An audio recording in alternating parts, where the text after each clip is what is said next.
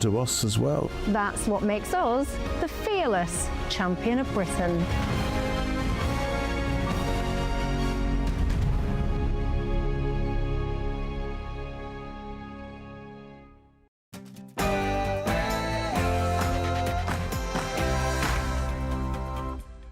Good evening, everybody.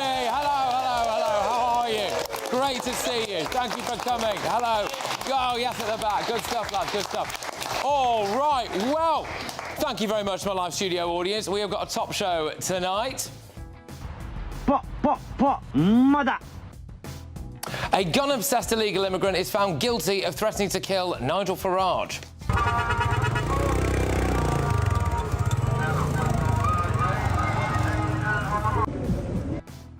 The Taliban are signing fake death threats to help keep failed asylum seekers in Britain. And why are you illegally bringing people into Britain?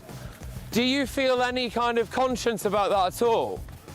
Well, I've got a big exclusive for you. I'm going to reveal a shocking discovery that French police have made today in a Calais migrant camp. Also,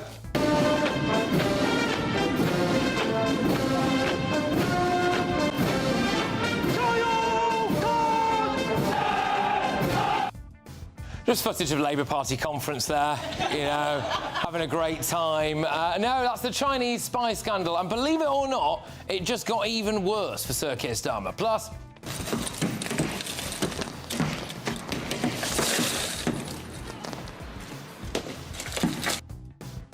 yeah, so trans activists ripped through a feminist conference today, and there is huge controversy as Canterbury Cathedral, which I think I'm right in saying is the oldest cathedral in England, is graffitied all over. They've graffitied all over the inside of it. Oh, and did Kemi Badenoch win you over? Stamp duty is a bad tax. It is an unconservative tax. The next Conservative government will abolish stamp duty on your home. I'm just going to ask very quickly, did she win any of you over with that? OK, and we've got a Boris Johnson exclusive as well. Bring back Rwanda. We face a nightmare of thousands and thousands of people coming across the channel on boats. We could have fixed it. We should fix it if we had the Rwanda policy, which is basically don't let them even bounce on you. Hit them back on the volley. You can watch that full interview tonight on The Late Show live from midnight. Ben Leo sits down with former Prime Minister Boris Johnson. Well, on my panel tonight, we have got the contributing editor at Novara Media, Michael Walker.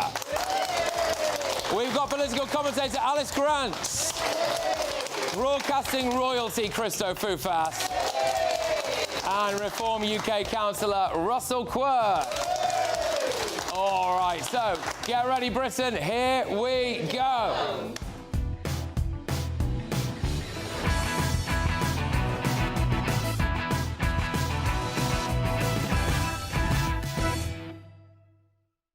Bop, Madda next.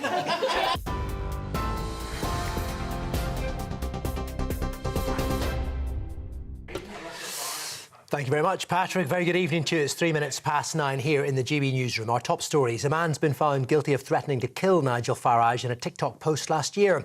Afghan migrant Fayaz Khan live-streamed his journey across the English Channel in a small boat and was arrested upon arrival last October. He made the threat after the Reform UK leader highlighted the video on YouTube. Mr Farage says he hopes Khan, who's known as Madap Pasa on TikTok, will be deported back to Sweden.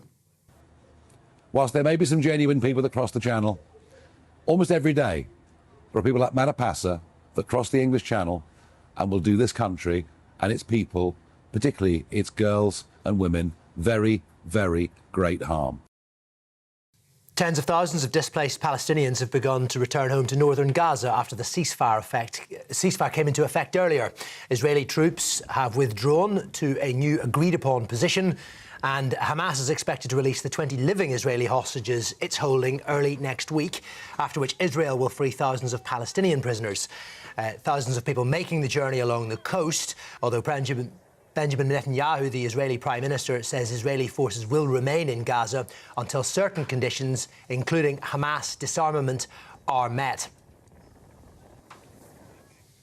Some breaking news now. Multiple people have been killed, with others still missing after a blast at a military explosive facility in the US state of Tennessee. The explosion occurred at the Accurate Energetic Systems plant, which is an hour south of Nashville. It was heard miles away in neighbouring counties. Officials say at least 19 people remain unaccounted for. A man who burnt the Quran outside the Turkish consulate in London has won an appeal against his conviction. Hamid Koskun was found guilty of a religiously aggravated public order offence after making a political statement against the Turkish government. But he was backed by free speech campaigners, and the 51-year-old successfully appealed his conviction at Southwark Crown Court. Plaid Cymru has promised to introduce universal free childcare if it enters government next year. Rhonda Yorth announced the benefit for families who have children aged 9 months to 4 years old at his party's conference in Swansea. The party leader says they're ready to lead the country right now and that Labour's time is up. Everyone can see that Labour's time has passed. More and more Labour voters are turning to Plaid Cymru every single day. And then the spectre of reform looms large. They're the Tories now, the ultra-conservatives. And remember what the Conservatives did to Wales. Legends of boxing, football and music were amongst thousands of mourners who gathered to say farewell to former world champion Ricky Hatton. Crowds lined the streets as the hearse travelled through the city in a procession before a private funeral at Manchester Cathedral. Wayne Rooney, former boxers Tyson Fury and Amir Khan, Oasis frontman Liam Gallagher and several of the Happy Mondays were all in attendance to pay their respects. Hatton, who won world titles in the welterweight and light welterweight divisions, died last month at the age of 46. And this news just coming into us in the last few moments. The French President Emmanuel Macron has appointed a new Prime Minister by reappointing Sébastien Lecornu, who had been in office for just 26 days when he resigned on Monday. He was the third and perhaps now the fourth Prime Minister that Macron had appointed in the space of a year.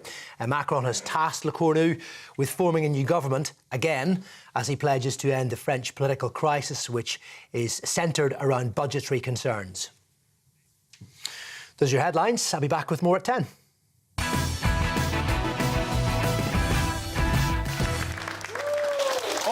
Welcome back, everybody. Yes, thank you to my live studio audience. Now, do you remember this nice, kind-hearted, vulnerable future doctor or engineer?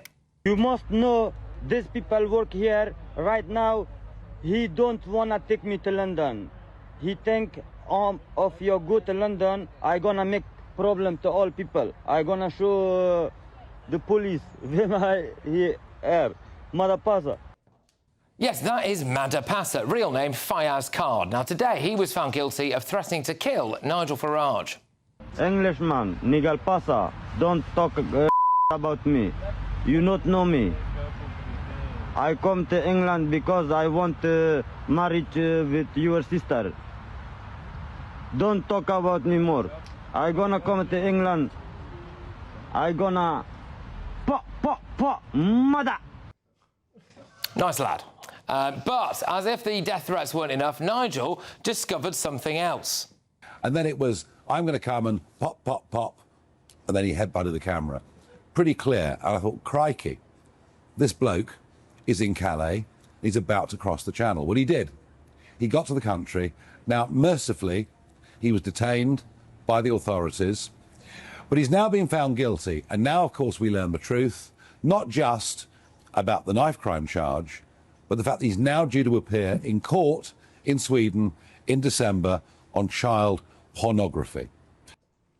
Yep, there you go, child pornography charges.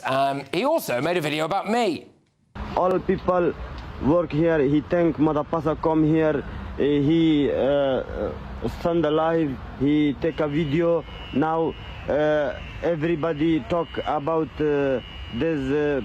Plates or there's a gun or there's people, so everybody want to kill Madap Pasa. All right, so look, he is an Afghan man with an AK-47 tattooed on his face who published videos of himself with guns. He'd been living in Sweden, travelled through Germany, travelled into France, and despite him producing all of that material, he made it to Britain to claim asylum. Will he now be deported, though? That's the big question. Well, if he wants to stay, and he's got 40 quid in his pocket, you could get these lads to help out.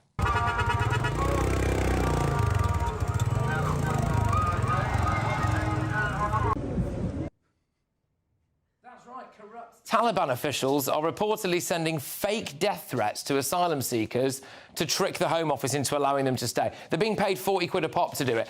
Some of them say things like this: the Mujahideen monitor all your activity on social media and will deliver justice when they see you. God will be pleased and you will be freed from this shameful life. And look at this. You can actually pay the Taliban extra and they'll put an official stamp on it as well. I mean, it's remarkable, isn't it? They'll pop a little stamp on it. 2 days ago, I revealed that a former member of the Afghan National Army is smuggling people across the Channel.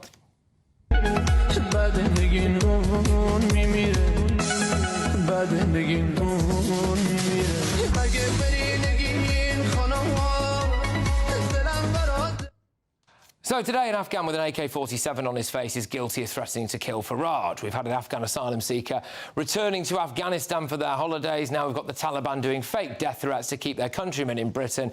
I don't know about you, but I'm starting to wonder whether or not some of these Afghans might be a bit dodgy. Right, let's get the views of my panel and, of course, the audience as well. Russell, on the ironically far left there. So what do you make of this? I mean, do you want to start with Madap Pasa? First of all? Well, I'm not going to attempt it, I don't think. I'll leave it to others. That's some strange birthmark on that chap's face, isn't it? Eh? What a coincidence that it ends up being an AK-47 imprint. I mean, these stories get more and more ridiculous and almost humorous if it wasn't so serious. The people that we are letting into this country. You know, we've also had Iranian terrorists, I think, haven't we, coming over on dinghies? I mean, look, it literally, I was going to say every week, every day, it seems that we are seeing more and more of this. And, of course, let's not forget that these are people that are generally not always fleeing places that are war-torn and where they're being persecuted. Often, the reason that these people come over on dinghies and throw their passports over the side is because they're coming from Albania, for instance, which is not war-torn.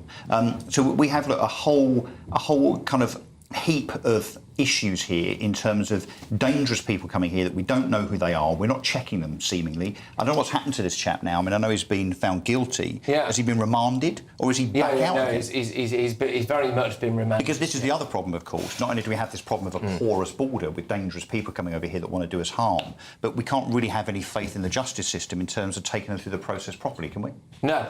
Let's go to the gentleman on the front row here, if that's all right. Thank you very much, sir. What would you like to say about all of that? Well, I just want to know how many more of these people are this government going to allow in, because they're not going out of their way to stop it. The boats are coming in more and more. 50,000 a year. And we just can't deport them, so where's it going to end? It's not going to end. Not particularly... Not until there's a tragedy that, you know, like a 7-11 or something, and then everyone wants to start blaming everyone. You're not impressed with the fact that we've managed to deport 26 people back to France? Yeah. I was on a bus just going past my house. Yeah. OK. Alice, what's your views on this? I mean, the gentleman there making concerns that we don't necessarily know how many more Madap Pasas we've got in Britain. Yeah, you mentioned tragedies. I think there have already been so many incidents which have frankly crossed a line. And on one hand, these TikToks, there's something humorous about them, but at the same time, this is such a serious issue. I completely agree that it's far gone, that something needs to be done. The issue is our laws. I think we as a country have been so proud of our ability to be compassionate and charitable to people who are genuinely in need. But at this point, we are being taken for fools here.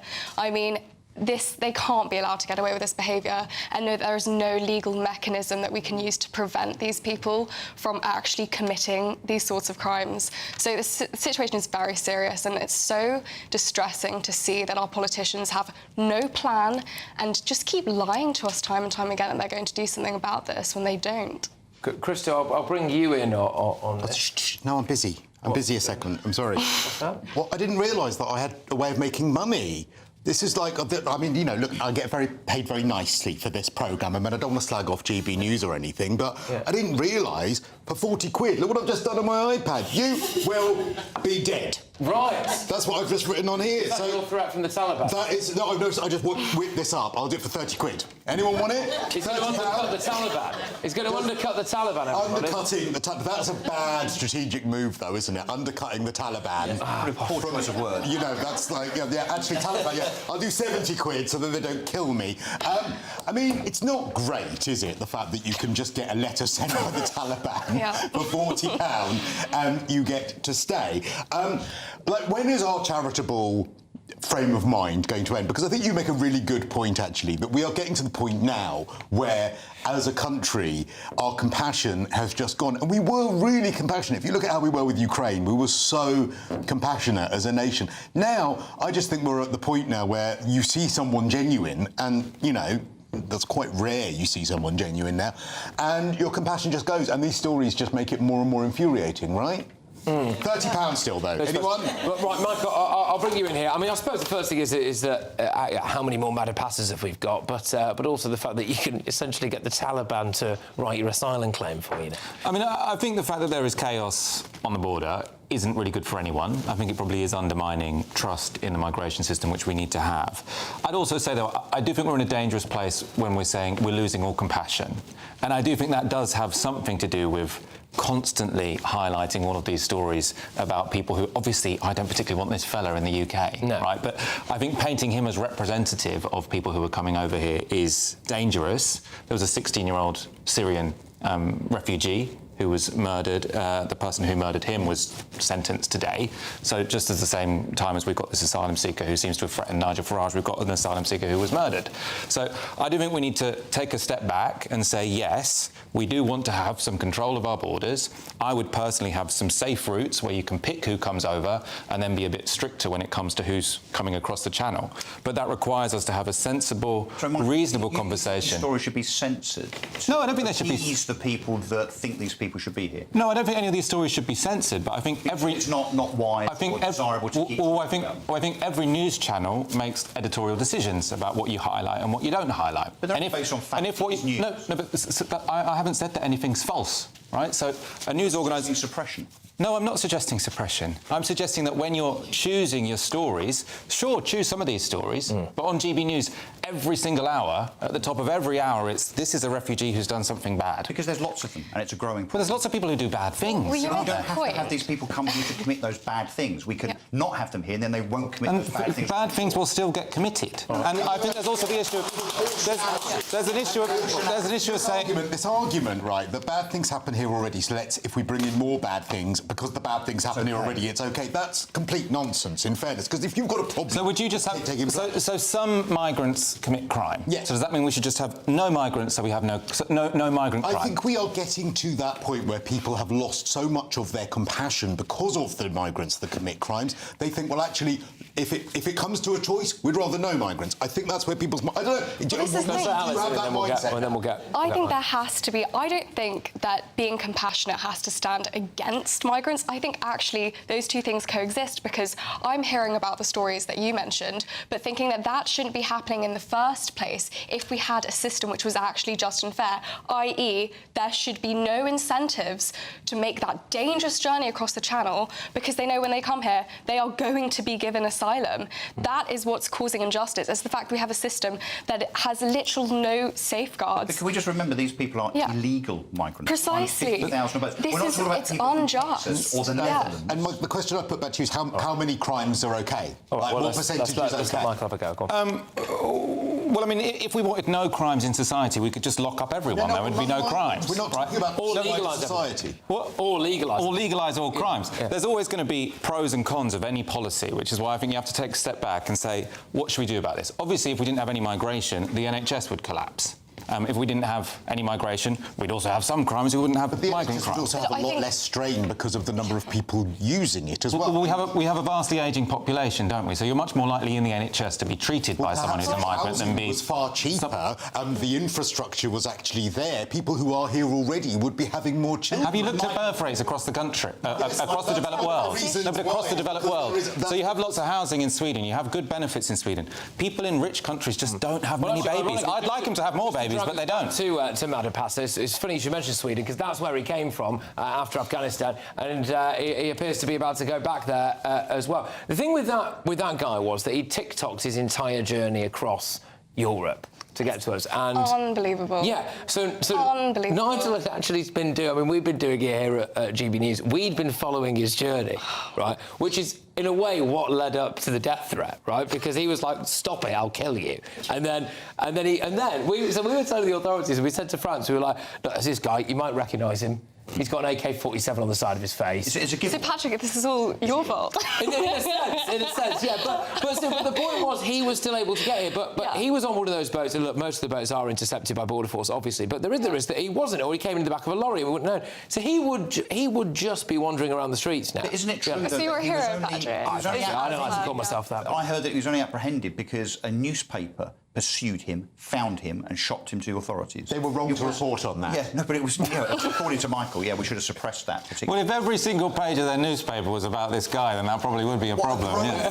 Page 1, this guy with the AK-47. Page 2, another migrant that did something bad. Page 4, a trans person did something bad. Page 5... It should be reported in a growing and proportionate manner. Do you also not accept the data that says that there are certain nationalities that come here that have a higher propensity to commit crime? Do you not believe that data? Well, there are some that have higher and some that have lower. I mean, I think most of the numbers... Legally, so for instance, from Syria, Afghanistan and so on, have a higher propensity to commit crime, particularly violent... Well, I think it depends what data you're looking at. So there's ridiculous data which says that they're 20 times more likely, which I think has been debunked. Why is it ridiculous? Because they're using... it's from the Centre for Migration Control, so they've got an agenda. So you only believe data that you want to believe? No, I believe data if it seems like it's from an objective source. So what that one did is they took a very small denominator. So obviously what matters, I think it was about 56 cases. So there were 56 people of Afghan origin who had committed a crime over the past 3 years. And they put a denominator. I just want to know if he's TikToking. Where's he charging his phone? That's the big issue at play here. That's an upgrade on the dinghy. Yeah, but my phone runs out of battery every 5 minutes. He's TikToking his entire journey. He must have a good phone. Right, OK, look, that's it for the first section. I think it's going to be quite lively tonight by the looks of things. I hardly had to say a thing there, so thank you very much. But I couldn't let you get going into this break without telling you about how to enter the Great British Giveaway. It's a massive motorhome and a load of cash. Here's how. You're not going to want to miss our greatest Great British giveaway so far. You could bank an incredible £30,000 in tax-free cash to spend however you like. And if that wasn't enough, you'll also get to drive away in this brand new motorhome. With thanks to Marquis Leisure, this brand new 2025 Benimar Primero could be yours. It comes with all the mod cons you'd expect from a vehicle worth over £74,000 and comfortably sleeps 4 people. This prize package is worth over £104,000. And remember, if you can dream it, you can drive it away. For another chance to win, text WIN to 63225. One entry costs £2.50 plus one standard network rate message. Or text BONUS to 63225. 5 entries cost £5 plus one standard network rate message. Go to gbnews.com/win. Entry starts at £2.50. Call 0903 686 3232. Calls cost £2.50 plus your network access charge. Or post your name and number to GB16 PO Box 8690 Derby DE1 9TT. UK only. Entrants must be 18 or over. Lines close at 4 p.m. on the 31st of October. The winner will be contacted live on GB News, week commencing 10th November. Please check the closing time if listening or watching on demand. Good luck.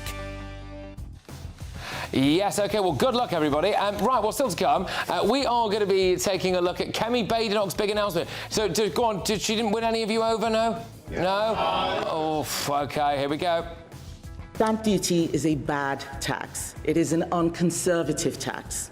The next Conservative government will abolish stamp duty on your home. But next, the China spy scandal just got even worse for Comrade Keir. The Prime Minister could be in choppy waters. Stay tuned.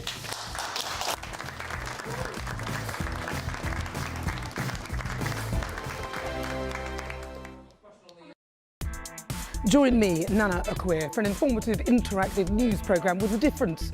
It's fun. No, you didn't say that, Dave. I'm so surprised. I think there's an element of truth to that. Join me from 3 p.m. every weekend, only on GB News, Britain's news channel. From the school run to the home run, watch a new show for all of Britain. He can say whatever he wants. A straight-talking show where all voices are heard. And, you know, when are we going to stop talking about smashing the gangs and actually do it? With the stories that matter from every part of our country. There's a bit of a crash landing there for your Chancellor. Bold, fearless and standing up for you. That's me, Martin Daubney, 3 p.m. till 6 p.m, weekdays, here only on GB News. The People's Channel, Britain's news channel. Westminster's full of talk, but out here, it's the real world. Am I allowed to talk then? No, that's it. This is where it matters, real people and real lives. That's what politics is all about. In fact, has Trump made a good start? No. Straight answers, no spin, and just a couple of pints. How many fingers have I got up? About 10. So join me for Lee Anderson's Real World every Friday at 7 p.m, only on GB News. The People's Channel, Britain's news channel.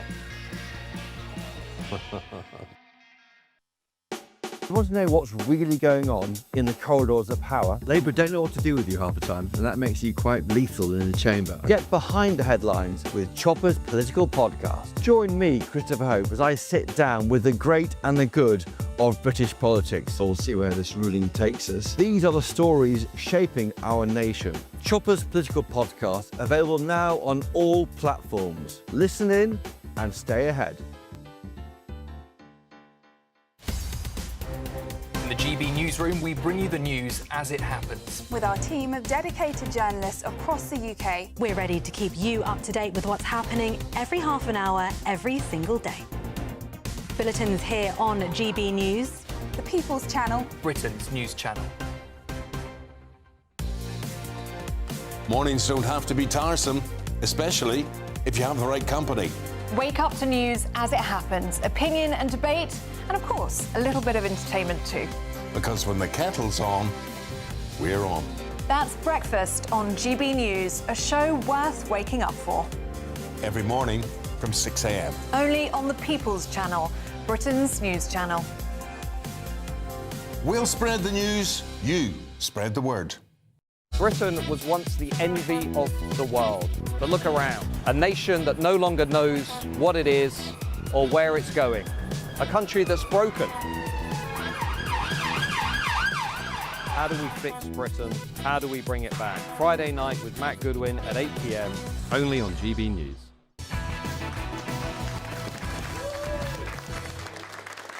Welcome back, everybody. Thank you to my live studio audience. Anyone ever been to China? No? No? There's a lot of those been to China. Fair enough. Did you bump into Keir Starmer while you were there? No? No? OK. Well, the Prime Minister has insisted that none of his ministers were involved in the collapse of the China spy case, after the government was, of course, accused of sabotaging the trial themselves. Well, 2 individuals were originally charged with passing intelligence to Beijing after being arrested in March 2023. That was until the government shockingly failed to hand over enough evidence that China was a national security threat, which did collapse the trial. Now, that has been described as a mess, as damaging to Keir Starmer, as inexplicable, and that's just the head of MI6, former head of MI6.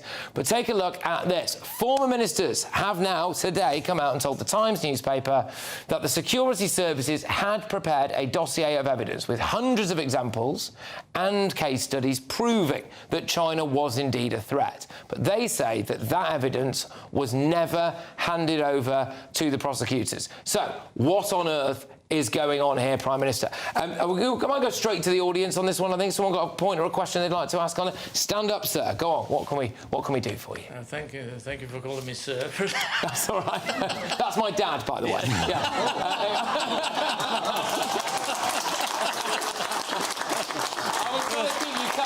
First time in 33 years. Keep it going. Yeah. OK, all right. So I want to regarding China, actually. Are we past the point of no return with China?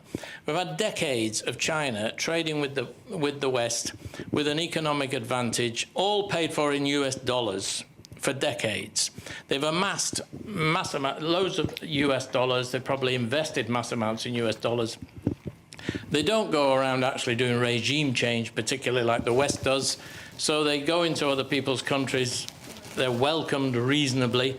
They do the Belt and Road initiative, and then people are tied in. You've got Uyghur Muslims, nobody talks about it because we don't want to upset them, but we're quite happy to talk about Muslims in Palestine. Is it too late? Has it gone? They're economically strong. They have the advantage, obviously. They don't have to worry about elections every 4 or 5 years because Xi Jinping has sorted himself out for the future. So he doesn't have to account to anybody like Western politicians do. Is it too late? Is it too late? Right, there you go. It's like one of my monologues, that wasn't it? But thank you very much. OK, Alice, I'll come to you. What do you think about the China scandal issue then? Go on. Well said. It was pointed out that China has this enormous, obviously, global far-reaching power on what really matters, which is resources and strategic trade routes. And we in Britain have seemed to have forgotten about how important national security is overseas. And I think what has just happened with this case shows that we cannot trust our government. Of course, the Conservative Party can also be blamed here. After all, they were the ones who didn't make it clear enough by consigning China as an enemy. Had they done that, perhaps maybe this case would have been able to proceed with clearer instruction from the government at the time. But the reality is that Keir Starmer is certainly not going to be anyone to stand up for Britain's interests against China. He has obviously withheld documents in this regard. So we're in a really difficult place, but I think what's important is that people are just becoming more aware, and hopefully we'll be able to see more groups raising awareness about how difficult the issue we face is with China. Yeah, I mean, it just all fails the sniff test, doesn't it? I mean, I'm getting a whiff, ladies and gentlemen, and I don't think it's just you, Patrick. Because, so let me just get this straight. So China, not well known for human rights, fair to say. Yet we have a human rights lawyer as a Prime Minister, so that's sort of been forgotten about. And then the Chagos Islands were handed over to an ally of China. Meanwhile, we have net zero with Ed Miliband, and that is dependent on, well, the world's biggest polluter, China, being involved in that. Do you know, it's almost as if they are a bunch of complete hypocrites who'll sell out anyone in order just to get a bit of money, because millionaires and billionaires are leaving the UK in their droves. This is why it absolutely stinks. And I read today somewhere about Keir Starmer's puzzlement, apparently, over the whole thing. I'm quite puzzled as to how he thinks he can get away with this stuff. No one seems to tell him anything. Do you remember when they didn't tell him anything about Peter Mandelson as well? No one seems to pass anything on to him about these documents. No documents seem to pass his desk. I'd like to be as blissfully unaware as Sir Keir Starmer apparently is about everything. Just going about his business. You are. Okay, You are. all right. You are. Russell, go on. Has this got the potential to collapse the government? Well, one thing after another, isn't it? I mean, crikey. Every week we're talking about things that have the potential to collapse this government. And I think, look, we undoubtedly pussyfoot around China. And I think, look, it's probably because of their economic power that our government and our politicians are so scared of them. I mean, to answer Mr. Christys Senior's question, if I may, is it too late? I don't think it is. I think if we actually had a government with backbone that stood up to them, then it would not be too late. But let me give you an example of perhaps what we should have done. Should we just remember that COVID-19 came from China? However it emanated itself, whether it was from bats or labs or whatever, that disease cost the planet economically tens of trillions of dollars. Have there been any sanctions? Have there been any reparations? Have we said, well, actually, we'd like some money to pay back in this country the £500 billion of debt that we had to acquire? Talk about get off the hook. Do we think that China has some responsibility for decimating the planet with COVID-19? Don't we? Not only that, but I think we also need to bring AI into this conversation, because China are here mining rare earth metals, which are going to power their AI systems, which are going to be unlike anything we can even imagine doing here in the UK. Even America's scared. And, I mean, Trump, a lot of his foreign policy is motivated by the fact that he wants to make Silicon Valley rival China, but what hope do we have? Well, I was just pretty sorry, Matt, I know you've been sitting there patiently. Well, what do you think about this? I mean, do you think Keir Starmer's hands are clean here? He's a good guy. It's a big misunderstanding. Well, I mean, you shouldn't really admit this when you come onto a TV show to comment on the news, but I don't really understand this story. OK. I mean, I suppose the thing that Keir Starmer is saying is that what mattered is how China was categorised when these guys were doing what they were doing. Now, obviously, they were passing on information before Keir Starmer was Prime Minister. Sorry, we'll just say they deny it, but carry on. Yeah, fair enough. No, it's all right. Yeah. It's all right. Or they were or were not. I think they're probably going to want to keep their heads down for a while. Yeah. So they're accused of handing over information when the Tories were in government, and so Starmer is suggesting that what mattered is how they were classified by the Tories, because obviously you can't allegedly do something and then find out afterwards that you shouldn't have given that information. So. Well, the problem is that I think as you were about to say that. Well, yeah, it was just that. So the claim was brought under a 1911 Act, which made it very clear that in order for the claim to proceed, the nation has to be categorised as an enemy of the state. Now, the issue is that the previous Conservative government were quite soft and used all sorts of nice words like strategic threat, but didn't actually boldly just say China is an enemy. Do we really want to make China an enemy? Well, that's the thing. Under our law, it needs to be such. I mean, do we want to go to war with a superpower? It doesn't mean going to war. This is about our geopolitical strategy. So at the moment, left, right, and centre. So just call it for what it is. So in most of sort of like the economics or the financial press at the moment, China is seen as the sort of anchor of stability in the global economy, because Donald Trump is left, right and centre just throwing 50% tariffs on all of his allies. China, you can actually kind of rely on China when it comes to trade. We should rely on China. Wow.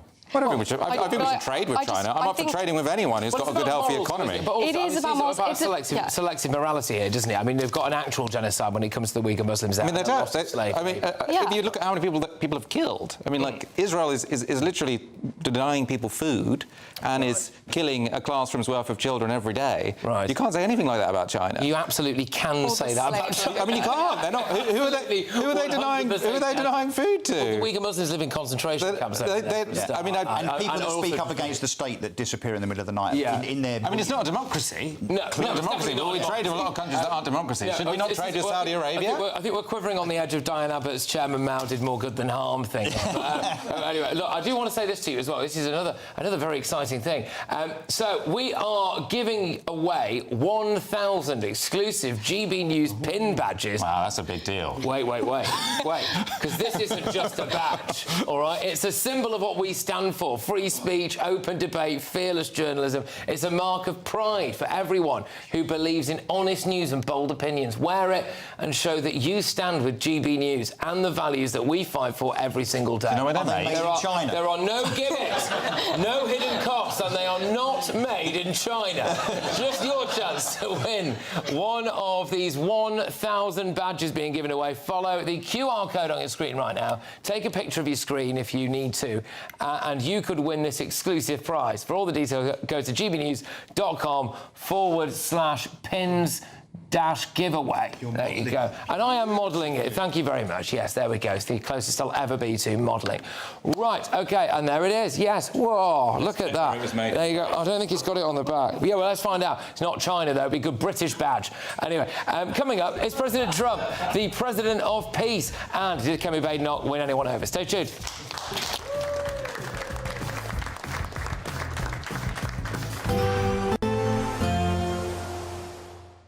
I hope we haven't forgotten anything. Travel insurance, I tick that box. Yeah, but remember what you forgot last year. All Clear Travel Insurance sponsors GB News Travel Destinations Forecast. Storm Alice continues across eastern areas of Spain, bringing heavy rain and also localised flooding. But elsewhere, it should be a mostly fine and settled picture, particularly across Madeira and Tenerife, most of Portugal and also Spain. But it's across eastern areas where we'll see that storm continuing to bring heavy and persistent outbreaks of rain, strong gusty winds and also large hail. Elsewhere, though, across the Mediterranean, it is mostly dry, settled, plenty of sunshine. That will continue into next week, along with warm temperatures widely in the mid to high 20s.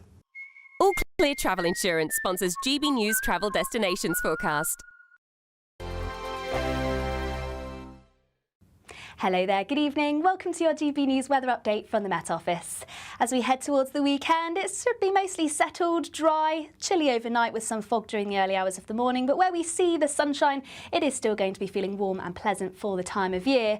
The reason for the settled conditions, well, it's all thanks to high pressure swirling around as we head towards the weekend. At times, though, across northern areas, it will drag in some cloud from the west. It's likely we'll see spells of drizzle across western Scotland through the course of Saturday morning. Elsewhere, a mix of cloud and also some clear skies. The clearest skies particularly across eastern areas of England, so a chance of some mist and fog here, and most towns and cities will remain in the mid to high single figures, but across any rural areas under those clear skies, a good chance we could dip below freezing and possibly see some frost. So a chance of this across eastern areas of Scotland, but in the northwest, much cloudier picture, quite a damp start to Saturday morning. This rain likely to linger through much of the day.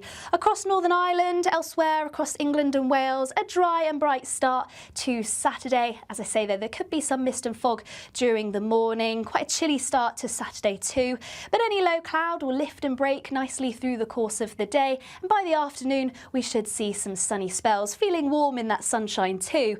Though across northern and western Scotland, much cloudier picture here, some quite persistent spells of rain eventually pushing their way northward. So not feeling quite as warm here, but wherever we do see the sunshine, plenty of autumnal warmth, highs still reaching around 17 to 18 degrees Celsius. For Sunday, once again, some fog during the first part of the morning, perhaps more fog if you compare it to mornings this week. Once again, lifting and breaking through the course of the morning, allowing that sunshine to redevelop by the afternoon. There's still a fair amount of cloud across the Northern Isles, for example, which could produce some drizzle. Otherwise, for the rest of the week, remaining dry, settled, mix of cloud and some sunshine, and temperatures around about average for the time of year. In the GB newsroom, we bring you the news as it happens. With our team of dedicated journalists across the UK, we're ready to keep you up to date with what's happening every half an hour, every single day. Bulletins here on GB News, the People's Channel, Britain's news channel. Join me, Nana Okoye, for an informative, interactive news programme with a difference. It's fun. No, he didn't say that, Dave. I'm so surprised. I think there's an element of truth to that. Join me from 3 p.m. every weekend, only on GB News, Britain's news channel. At GB News, we love to hear from you, our loyal community. So drop us a line at gbnews.com/yoursay. There, you can talk to each other and also to the presenters live on air. gbnews.com/yoursay, because GB News is your channel, Britain's news channel.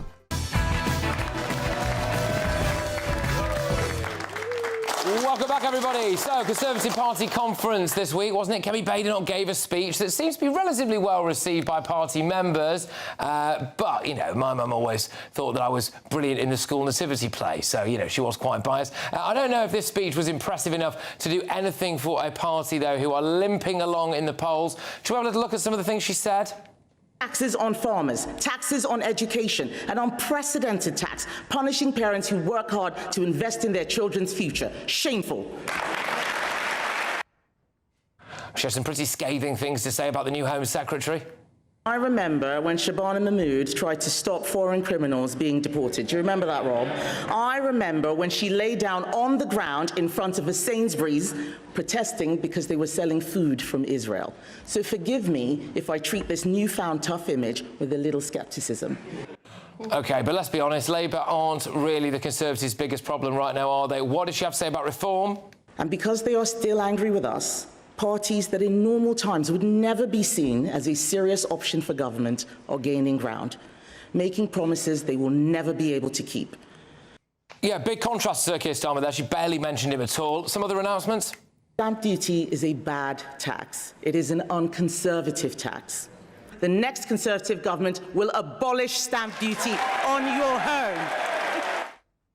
All right, so earlier on, this audience basically said they hadn't been won round by Kemi Badenoch. There's a gentleman there who's got the microphone now, if you don't mind. So why is it that she's not won you over, mate? What's gone on? I think some of it isn't necessarily her fault. I think that some of those policies are quite sound individually and somewhat popular. And during a different time, they would have been popular. Nothing she said I didn't like, but the credibility is a problem now. I cannot watch 14 years of that Conservative government and now take those policies seriously. I don't remember a single manifesto pledge that they delivered on. So I like the policies. They are popular, but it's the wrong time. And I feel bad for her because she was not in serious leadership positions for most of those 14 years. I can't take her or the party seriously anymore. And that's from an ex-Conservative supporter. I'm just being honest. How do people feel about that, yeah? Interesting. Well, Russell? Yeah, and I think that's how the majority of people think, particularly people that have voted Conservative in the past. I think that, yeah, look, let's be honest, Kemi Badenoch, it might not be all her fault, but she was part of the Conservative government. Not just an MP, she was front bench. She was part of the government for a lot of the time that they ruined the country, whether it be socially, via open borders, economically, and so on. The really amusing part of her speech, I have to say, was when she says that stamp duty is unconservative.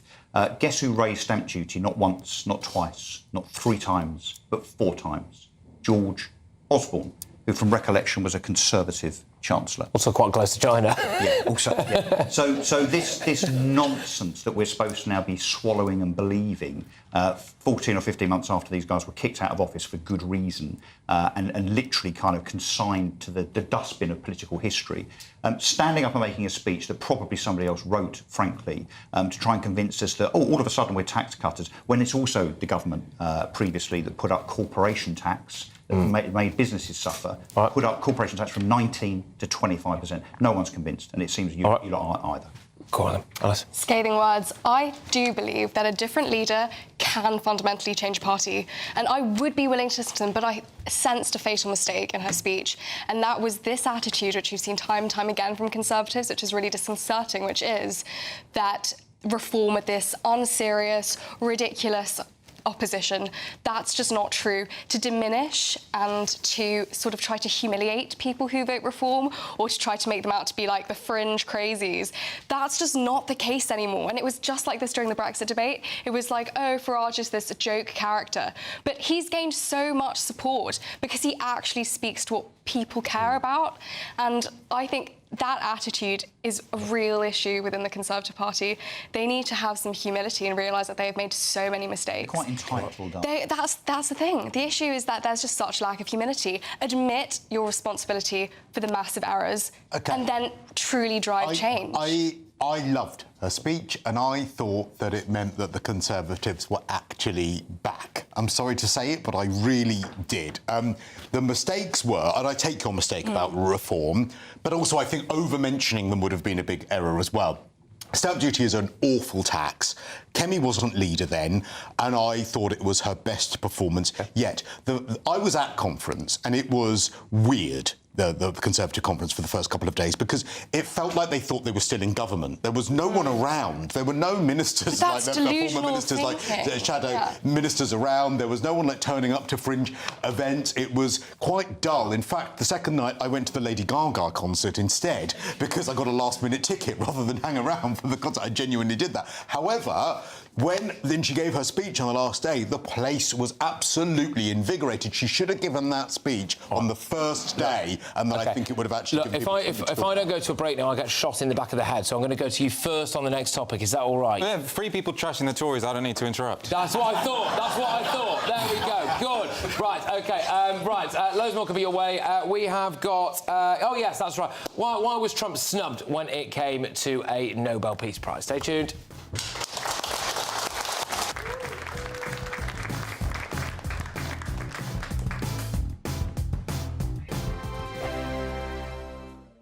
Welcome back to Britain's Newsroom with Andrew and Beth. Hello, everyone. Patrick Christys here. I'm Michelle Duke, Britain's News Channel. Access the stories that matter to you.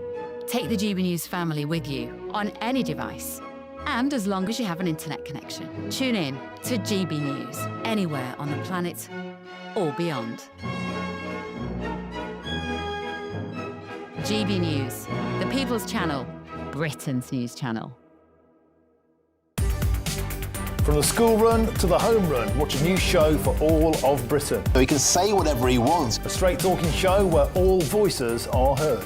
And, you know, when are we going to stop talking about smashing the gangs and actually do it? With the stories that matter from every part of our country. There's a bit of a crash landing there for your Chancellor. Bold, fearless and standing up for you. That's me, Martin Daubney, 3 p.m. till 6 p.m, weekdays, here only on GB News. The People's Channel, Britain's news channel. Westminster's full of talk, but out here, it's the real world. Am I allowed to talk now? No, that's it. This is where it matters, real people and real lives. That's what politics is all about. The fact has Trump made a good start? No. Straight answers, no spin, and just a couple of pints. How many fingers have I got up? About 10. So join me for Lee Anderson's Real World every Friday at 7 p.m, only on GB News. The People's Channel, Britain's news channel. you want to know what's really going on in the corridors of power? Labour don't know what to do with you half the time, and that makes you quite lethal in the chamber. Get behind the headlines with Chopper's Political Podcast. Join me, Christopher Hope, as I sit down with the great and the good of British politics. We'll see where this ruling takes us. These are the stories shaping our nation. Chopper's Political Podcast, available now on all platforms. Listen in and stay ahead. Decisions made in Washington aren't just shaping America, they're shaping Britain too. From migration to global security, from crime to health. Whatever happens in the White House today will be felt in your town or city tomorrow. That's why The Late Show is live from Washington, D.C. Cutting through the politics to show you what it all means for Britain.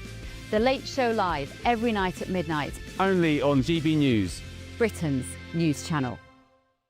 Hi, I'm Michelle Dewberry, and my show is your opportunity to cut through all the noise and dive in headfirst to some robust debates. Ideas clash. Situation, isn't it? No, because the failure is you're deliberately avoiding my point. Nothing's held back, And if you think this is the end of it, wait for more. and we do not shy away from the difficult stuff. Sometimes I want to shake people and say, if only you understood. So join me on Jubes & Co. weeknights at 6 p.m. only on GB News, Britain's news channel.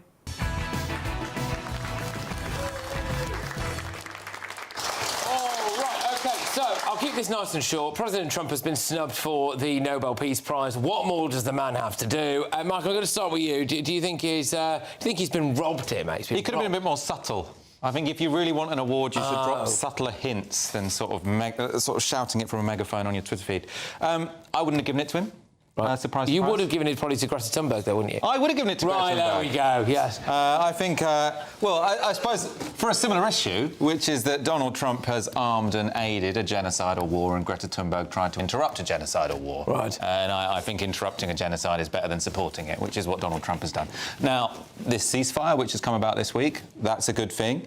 I mean, potentially, an argument for having the Nobel Peace Prize is one reason why Donald Trump seemed in a rush to get it is because he wanted the award so badly. So maybe that's a reason why the Nobel Committee is... He can't win. I don't know. Donald Trump? Yeah, he can't. There's nothing he could do, is there? Your argument is that the timing of him trying to bring the genocide to a close didn't suit you particularly. Well, he should have done it, beforehand. I think I'm in a rush for people to end genocides when they can do. I don't think you should wait 9 months. Well, it's quite urgent when they're killing 30 kids every day. Well, yes, but there would be an argument to say that, maybe you can't end genocides or wars or all these things particularly quickly, and having an American president making an attempt to... Well, if you are an American president, you can end them quite quickly. I think that's... What do you think, Alice? I mean, by the way, I can hear some people screaming at their TV sets saying it's not a genocide, but Alice, what was your views on Trump getting it or not getting a Nobel Peace Prize? To be honest, I really want to wait and see, because some of his rhetoric earlier this year talking about his vision for Palestine as this sanitized property development with Trump written everywhere didn't sound to me like... You mean Trump Gaza, the video? Yeah, I'm not... I know. That'd be right up I just Russell think that's Street. so disrespectful to the population who have lived there for centuries, and I frankly just wait patiently to see what happens. Well, go on, Russell. What do you think? Well, look, the peace hasn't quite happened yet. I mean, we're just about on the verge of that ceasefire, aren't we? Again.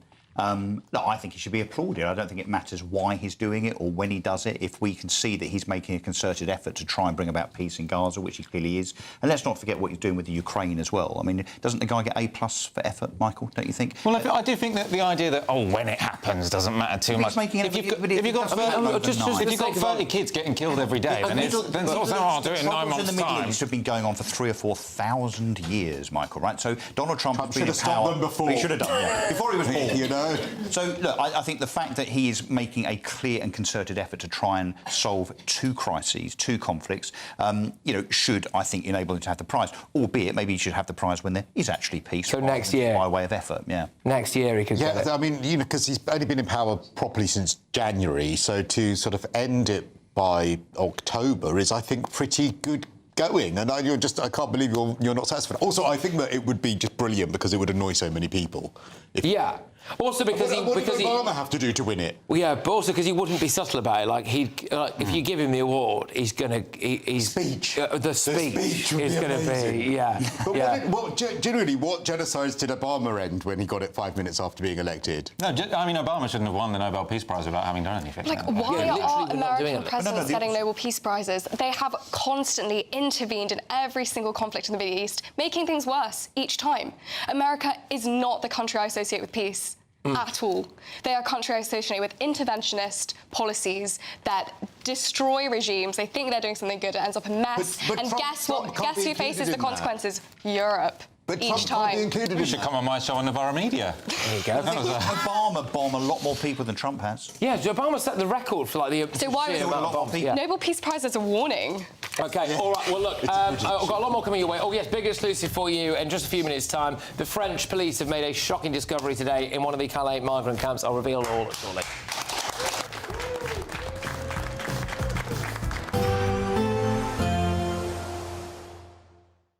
Expect warm spells with the odd rude interruption.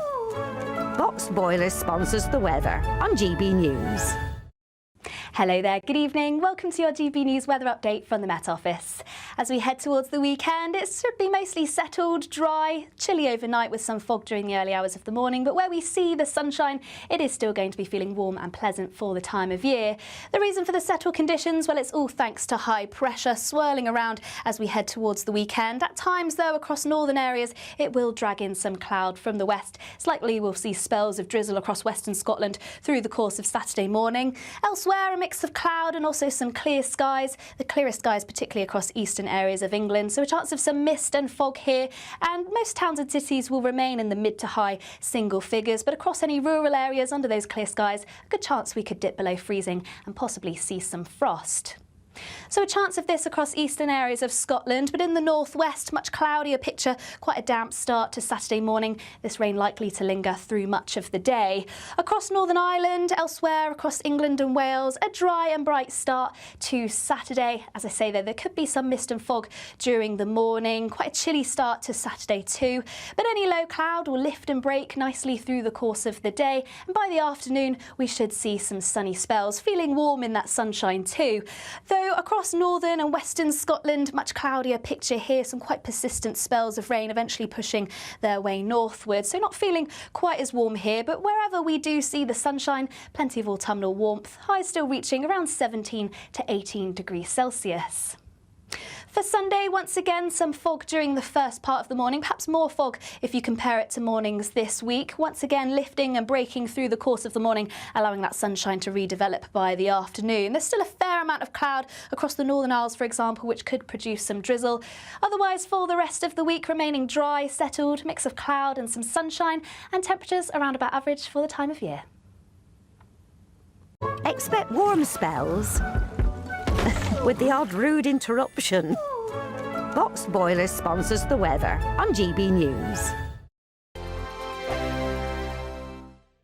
This is your chance to win a motorhome and cash in our biggest giveaway to date. Courtesy of Marquis Leisure, you could be the proud owner of this 2025 Benamar Primero. It comfortably accommodates 4 people and can be driven on your standard driving licence. Plus, you'll also bank an incredible £30,000 in tax-free cash to spend on anything you like. Make sure you don't miss out. For another chance to win, text WIN to 63225. One entry costs £2.50 plus one standard network rate message, or text BONUS to 63225. 5 entries cost £5 plus one standard network rate message. Go to gbnews.com/win. Entries start at £2.50. Call 0903 686 3232. Calls cost £2.50 plus your network access charge. Or post your name and number to GB16 PO Box 8690 Derby DE1 9TT. UK only. Entrance must be 18 or over. Lines close at 4 p.m. on the 31st of October. Please check the closing time if listening or watching on demand. Good luck.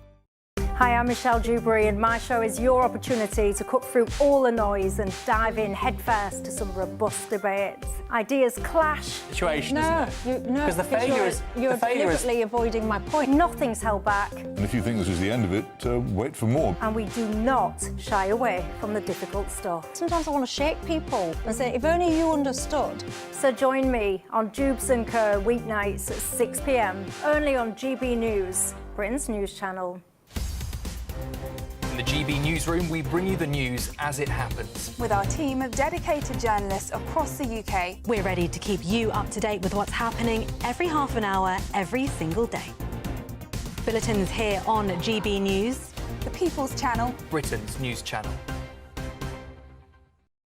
Westminster's full of talk, but out here, it's the real world. Am I allowed to talk now? No, that's it. This is where it matters, real people and real lives. That's what politics is all about. The fact that Trump made a good start, no. Straight answers, no spin, and just a couple of pints. How many fingers have I got up? About 10. So join me for Lee Anderson's Real World every Friday at 7 p.m, only on GB News. The People's Channel, Britain's news channel. Westminster, the ultimate clique. And you're fighting like rats in a sack. But here on the Camilla Tominey Show, we ask the questions the establishment media is too scared to ask. OK, let me ask you a straight question, because I know you're a straight-talking politician. Whether it's net zero, illegal immigration or law and order, nothing is off limits. You had the power then. Yeah, as I and say, now you've lost it. That's the Camilla Tominey Show, a politics show that's fearless. But no, let me finish my question if you don't mind, because it is my show. Sundays at 9:30, only on GB News, the People's Channel, Britain's news channel.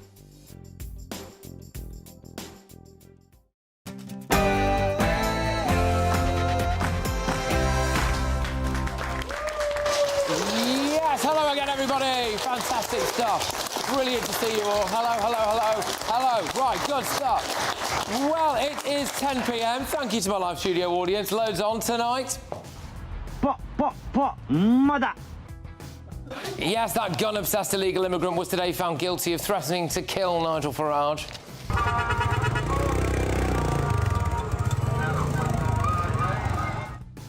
It turns out the Taliban have been signing fake death threats to help keep failed asylum seekers in Britain, and why are you illegally bringing people into Britain? Do you feel any kind of conscience about that at all? I'll be leading the hour with this. It's an exclusive. I'll reveal a shocking discovery that French police made today inside a Calais migrant camp. Also...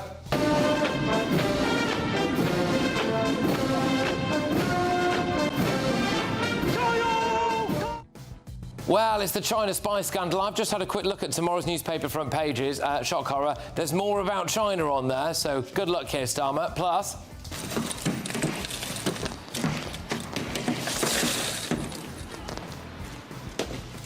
trans activists attacked a feminist conference. Also... Lord President, white. The Lord Justice Clerk, white. Every High Court judge, white. The Lord Advocate, white. The Solicitor General, white. Got any Hamza Yusuf fans in the audience here tonight? No, OK, there you go. Well, he's back, baby. Hamza's back, and he's been involved in setting up a new initiative to help more British Muslims get into politics. And a huge controversy as Canterbury Cathedral is graffitied all over, and I don't think Kemi Badenoch has won this audience over. Stamp duty is a bad tax. It is an unconservative tax. The next Conservative government will abolish stamp duty on your home. That sounded all right to me, but here is another hard-hitting Tory. Bring back Rwanda. We face a nightmare of thousands and thousands of people coming across the channel on boats. We could have fixed it. We should fix it if we had the Rwanda policy, which is basically don't let them even bounce on you. You hit them back on the volley. You can watch that full interview tonight on The Late Show Live from midnight when Ben Leo sits down with former Prime Minister Boris Johnson. On my panel tonight, we've got the contributing editor at Novara Media, Michael Walker. There you go. Normally they boo the leftists, but yeah, you must be very special. Anyway, we've also got political commentator Alice Grant. Broadcasting royalty Christo Foufas. And Reform UK councillor Russell Quirk. So, get ready, Britain. Here we go.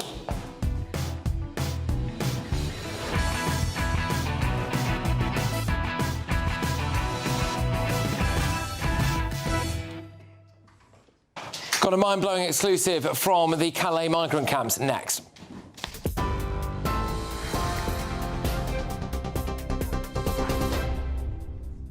Very good evening. It's 3 minutes past 10 here in the GB newsroom. Our top stories. The Israeli military says its troops have now withdrawn to the agreed deployment line as part of the Gaza ceasefire agreement. Thousands of Palestinians have started to return to the north of the Strip after the pause in fighting, although Prime Minister Benjamin Netanyahu says Israeli forces will remain in Gaza until certain conditions, including Hamas disarmament, are met. Hamas now has until 10 a.m. on Monday to release all living hostages. There's 20 of them, after which Israel will initially free hundreds of Palestinian detainees. It is the first stage of Donald Trump's peace deal.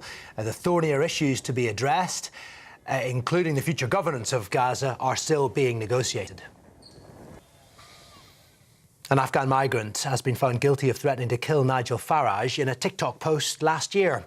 Fayaz Khan said he was coming to England to pop Mr Farage after the Reform leader posted a video of the 26-year-old arriving on a small boat.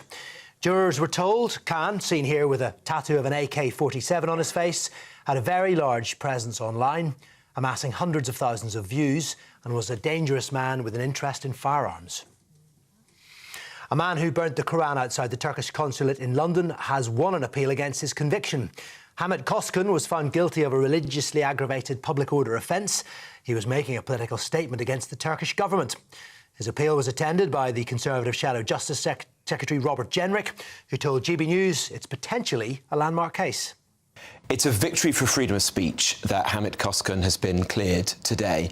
Look, you might find it unpleasant, you might even find it downright nasty to burn a religious text in a public place, and it's not something that I would condone. But in most instances, it is not a criminal offence.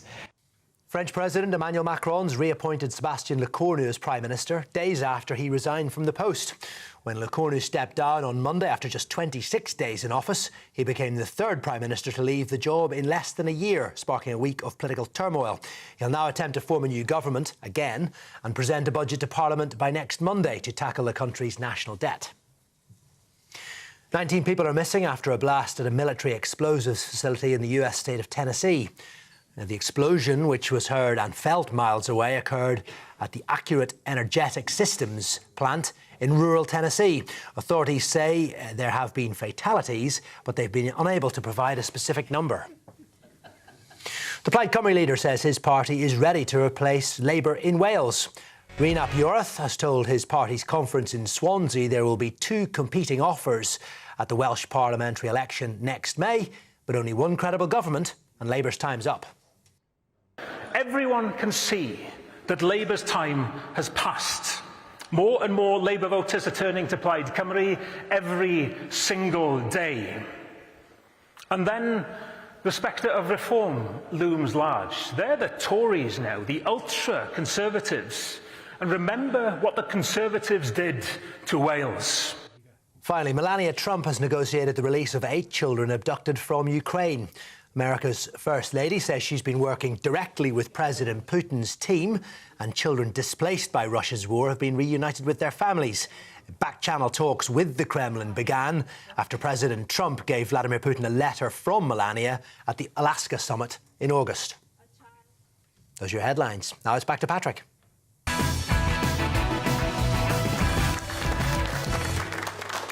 Welcome along to my live studio audience. Tremendous stuff. Right, well, we start this hour with some breaking news. I can reveal that French police have just discovered a huge cache of weapons in a migrant camp near Calais.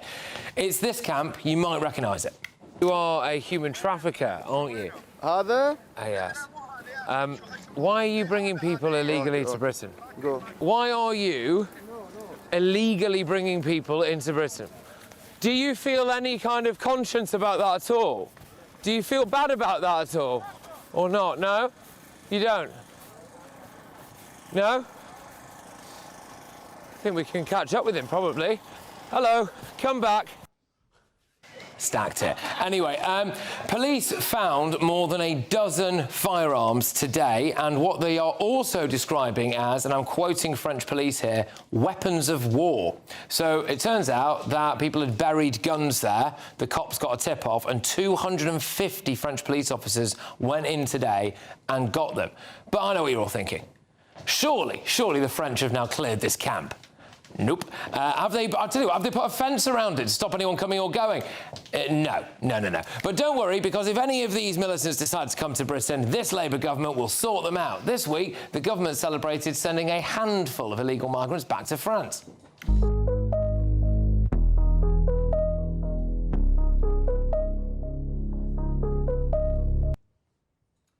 Oh, there they go. Any idea how many people we've sent back to France? Anyone? 26. 26. You all read the auto cue. Well done. OK. You know, note to self, don't put it there. Anyway, and any idea, I see I haven't skipped on here, any idea how many people arrived on Wednesday alone?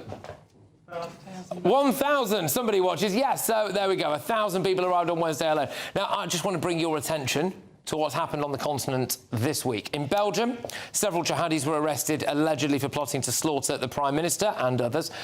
In Germany, 3 suspected members of Hamas were arrested allegedly for plotting a huge marauding terror attack. And as we all know, of course, we have just had a terror attack at a synagogue in Manchester here, where the attacker pledged allegiance to the Islamic State. Look, we are living in pretty scary times. I think this weapons haul found in northern France should probably serve as yet another warning to us all. Let's get the views of my panel and the audience as well.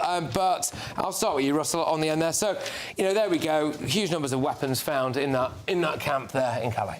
Yeah, so why do we think they're there? In Calais, what's that, 20 miles away from the British coast? They're on their way here, aren't they? So it's not just migrants, but potentially migrants, fighting-age males, and their weapons.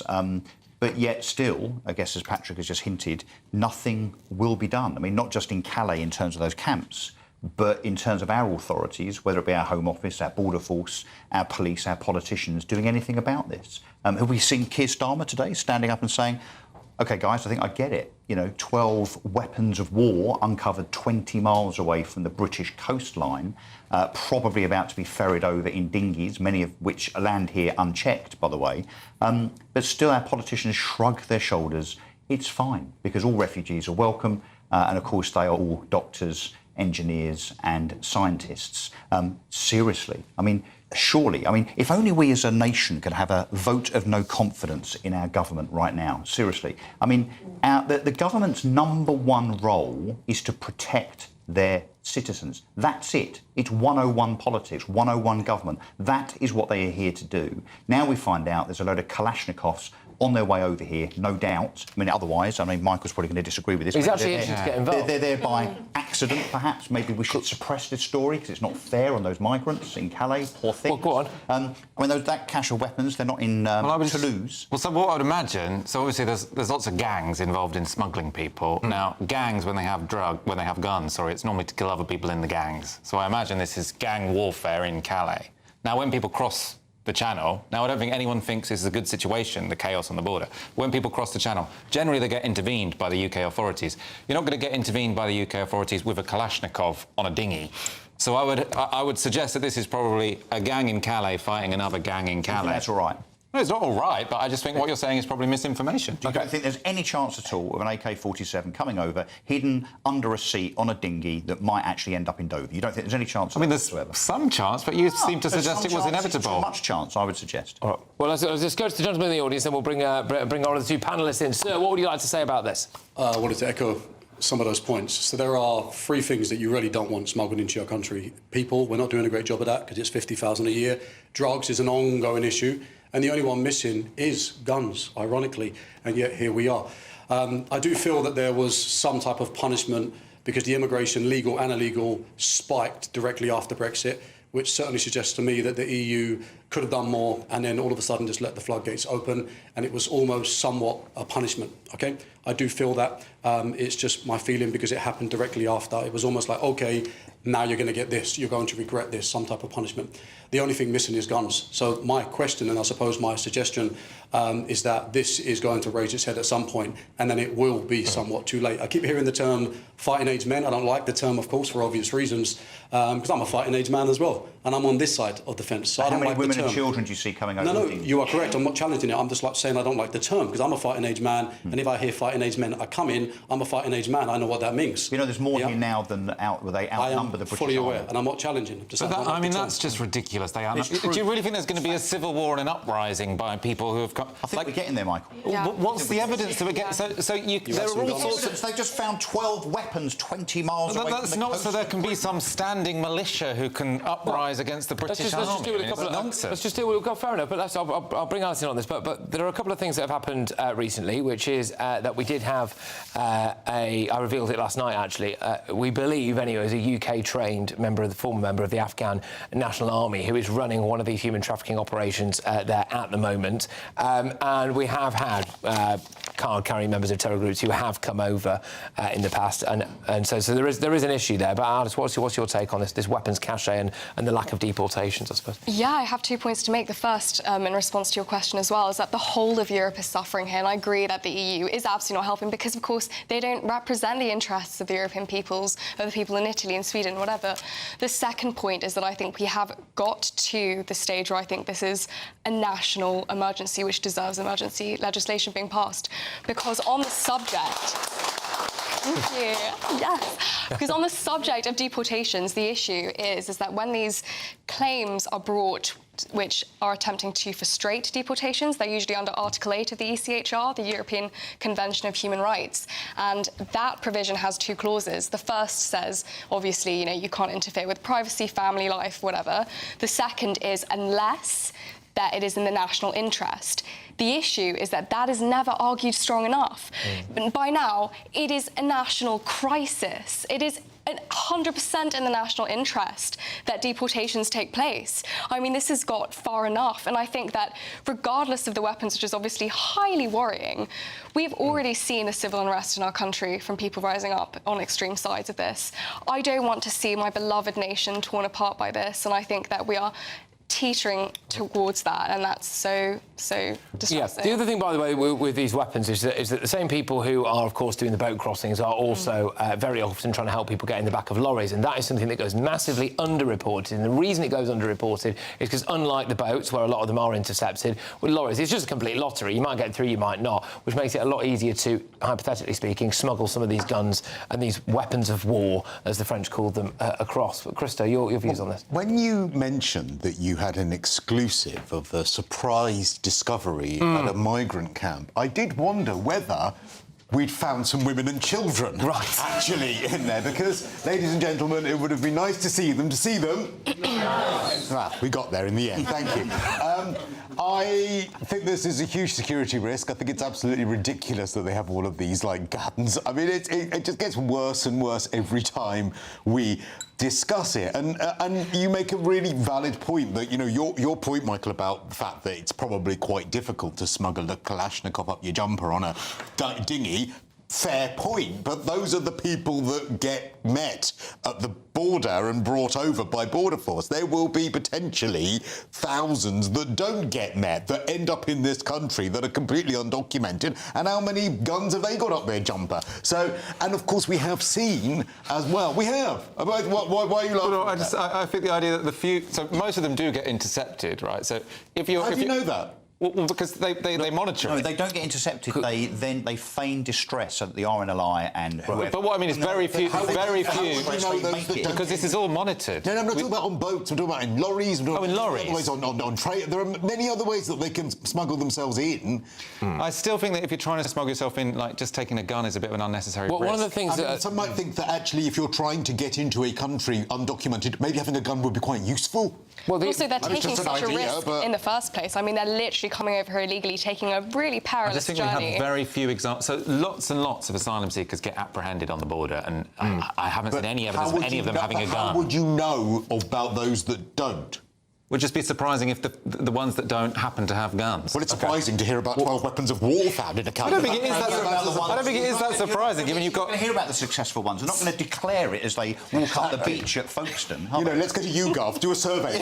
Well, look, one of the other issues is that obviously there's people that are part of a criminal network. So, doing some of the digging that I was doing, it emerged that a lot of the people who are responsible for human trafficking already live in Britain. So they are asylum seekers themselves, or just legal immigrants in some cases, who've come here and lived in Britain, and they are also some of the ones who are sorting out a lot of the illegal working, etc. So the concern, I think, would be that if they've got the capacity to get guns, which are still illegal in France and right across Europe for the most part, over there to Calais, there is the capacity for people to come to Britain even without the guns and find another way of bringing them in. Would be my fear. Well, given our strict gun laws, I mean, how otherwise do guns get on our streets? I mean, they are on our streets. We know that across most big cities across Britain. There are guns, so they're clearly getting through. So I don't think it's beyond the realms of possibility that some of the 12 guns that we've just cited might end up... Can I ask you a question about the 26 people that we've returned to France? Are you against... So where are you with that? What's the Navarro media line on this? Are you against Shabana Mahmood getting rid of anyone to France? Because I'm quite keen. Does the left think she's extreme now? Well, the left will have all sorts of different positions. I've got no problem with the return You to are the France. left now. Right. So you've got no problem with it? No, so, I mean, ideally what I would do, I think the whole asylum system is a bit of a mess, really, because what you say is Europe pays the Libyan dictatorship loads of money to try and round up as many migrants as possible so they don't cross the water. So we make it as difficult as possible to get here, but once you get here, you probably can stay. And that, to me, seems like a crazy system. When you say, why is it only men? Well, the reason it's only men is because it's really goddamn difficult to get there, right? So what I would do is I'd have safe routes in location, so safe routes near Afghanistan, safe routes near Syria, and let in a set number of airports. Called airports? You just jump on a plane. If you want to... you can't get a visa if you're from... So the whole point is you can't get a visa if you're from these countries, and if we want to have some responsibility as a nation-state and give asylum to some people who really, really need it... Why do they throw their ID over the side? Well, so you're constantly changing the subject, right? It's exactly the same subject. So if you have, so we've had safe routes as a country before. We had safe routes when it came to Syria. We relocated about 20,000 people, and we had safe routes when it came to Ukraine. So if you have safe routes, people will use those safe routes. So I think you get some people to come via those safe routes, and then you're very strict on people who come who haven't applied to those. Can I just say one more quick thing, picking up on this gentleman's point? You're absolutely right. After Brexit, the numbers went through the roof, but they absolutely pale into insignificance for the number of legal people that were allowed in under the Boris wave. And the fact that we're going to be talking to that useless blancmange coming up after this show, I would be very, very interested to know whether Ben actually asks him about that. I hope so. The only thing I'm happy about is that it's a sit-down chat with Boris, because he doesn't look capable of standing. Good grief. Well, there we go. Best time I've ever heard to describe Boris. The absolute nonsense. The fact that so many came under Boris, and it was directly against what anyone voted for. 100%. Just quickly, get a feel for the room. This idea that 26 people have been sent back now to France, do we think it's a deterrent? No, we don't. It's disgraceful. Disgraceful. It's disgraceful. Do you want to make a point on that, or would you like to remain slightly more anonymous? Yeah, fine, because you've not been on camera yet, so there you go. Right, disgraceful on the front row. Just very quickly, Alice, do you think this returns agreement with France that we've seen 26 people this week, 1,000 came in on Wednesday alone, going to make a blind bit of difference? Absolute joke, but it's so disrespectful to our nation. Well, go on, why? The one in, one out scheme. All these kind of little gimmicks that the government is throwing at us to try to seem like they're doing something about it when they're really not. I think that's so unforgivable. Just have a spine and tell us the truth, which is that we are tied to legislation in which it is very hard to try to send people back. Change it for the good of our nation. All right, well, there we go. Right, well, we did contact the Home Office regarding this report. We're awaiting a response, so here we go. I imagine we'll be waiting quite a while for that. Anyway, a couple of really interesting topics when we come back. So Canterbury Cathedral has been covered in graffiti, which seems to have enraged a lot of people. But before that, it's time for the Great British Giveaway. Yeah! I'm assuming you've all entered this, have you? You've all entered it? People have entered? Right, good. Well, you could win a massive motorhome and even more cash. Here's how.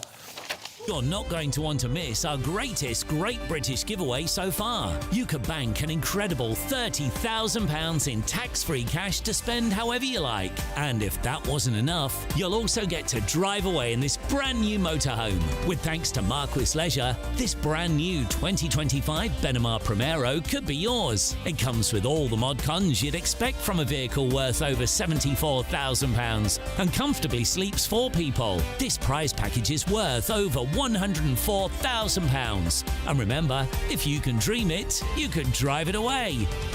For another chance to win, text WIN to 63225. One entry costs £2.50 plus one standard network rate message. Or text BONUS to 63225. 5 entries cost £5 plus one standard network rate message. Go to gbnews.com/win. Entries start at £2.50. Call 0903 686 3232. Calls cost £2.50 plus your network access charge. Or post your name and number to GB16 PO Box 8690 Derby DE1 9TT. UK only. Entrants must be 18 or over. Lines close at 4 p.m. on the 31st of October. The winner will be contacted live on GB News, week commencing 10th November. Please check the closing time if listening or watching on demand. Good luck. OK, well, coming up. Lord President, white. The Lord Justice Clerk, white. Every High Court judge, white. The Lord Advocate, white. The Solicitor General, white. Well, Hamza Yusuf appears to have a new job, and it is helping to set up a new initiative to help more British Muslims get into politics. But there's a bit more to it than meets the eye, so we're going to be talking about all of that and the fact that Canterbury Cathedral now looks like Banksy threw up in it. Stay tuned.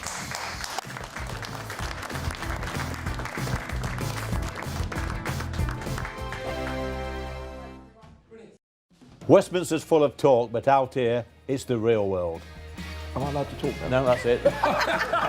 This is where it matters, real people and real lives. That's what politics is all about. The fact that Trump made a good start, no. Straight answers, no spin, and just a couple of pints. How many fingers have I got up? About 10. So join me for Lee Anderson's Real World every Friday at 7 p.m. only on GB News. The People's Channel, Britain's news channel.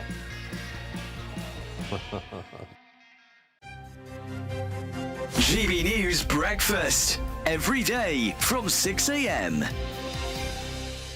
My dad used to play it constantly, you know, Frank Sinatra, Dean Martin, Matt Monro, Sammy Davis Jr., you name it, I mean, all of them. And I came home one afternoon after school and he had this song playing. It was called Special Angel by Malcolm Vaughan. And it caught my interest. And since then I asked him for a CD, like, you know, a swing CD, and I got it for Christmas. And I was listening to it all the time, and it became a thing, and I started to sing along and got used to it and just really enjoyed it. So it's been my life, really. It has been my life. I suppose the thing about swing is you've got so many really good songs. Yeah. What do you pick? They're only 2 minutes, 3 minutes long songs, so if you've got to do an hour's set, there's plenty of songs there, you know, to fill that. You can't just do 10 like pop songs today. You know, they're all 2 minutes 30. I think Fly Me to the Moon. So did you go, have I got a story with that one? Or is it... Oh, it's always... Yeah, absolutely. Sorry. It's always about a story. Yeah, it's... any song that I ever choose for any show that I ever do has either got a memory or a story behind it. Because, yeah, swing's been my life, you know what I mean? So I've never sort of drifted anywhere else. If it's not broke, don't fix it. What I find fascinating with this sort of music, though, is that it's... I mean, it's old now. Yeah. It doesn't age.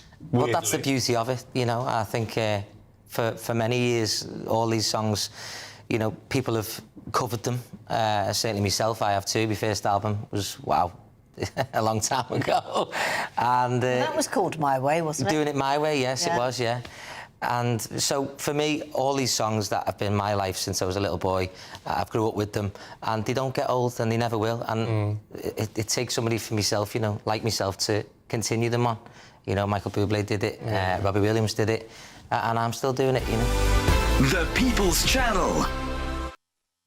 You want to know what's really going on in the corridors of power? Labour don't know what to do with you half the time, and that makes you quite lethal in the chamber. Get behind the headlines with Chopper's Political Podcast. Join me, Christopher Hope, as I sit down with the great and the good of British politics. We'll see where this ruling takes us. These are the stories shaping our nation. Chopper's Political Podcast, available now on all platforms. Listen in and stay ahead.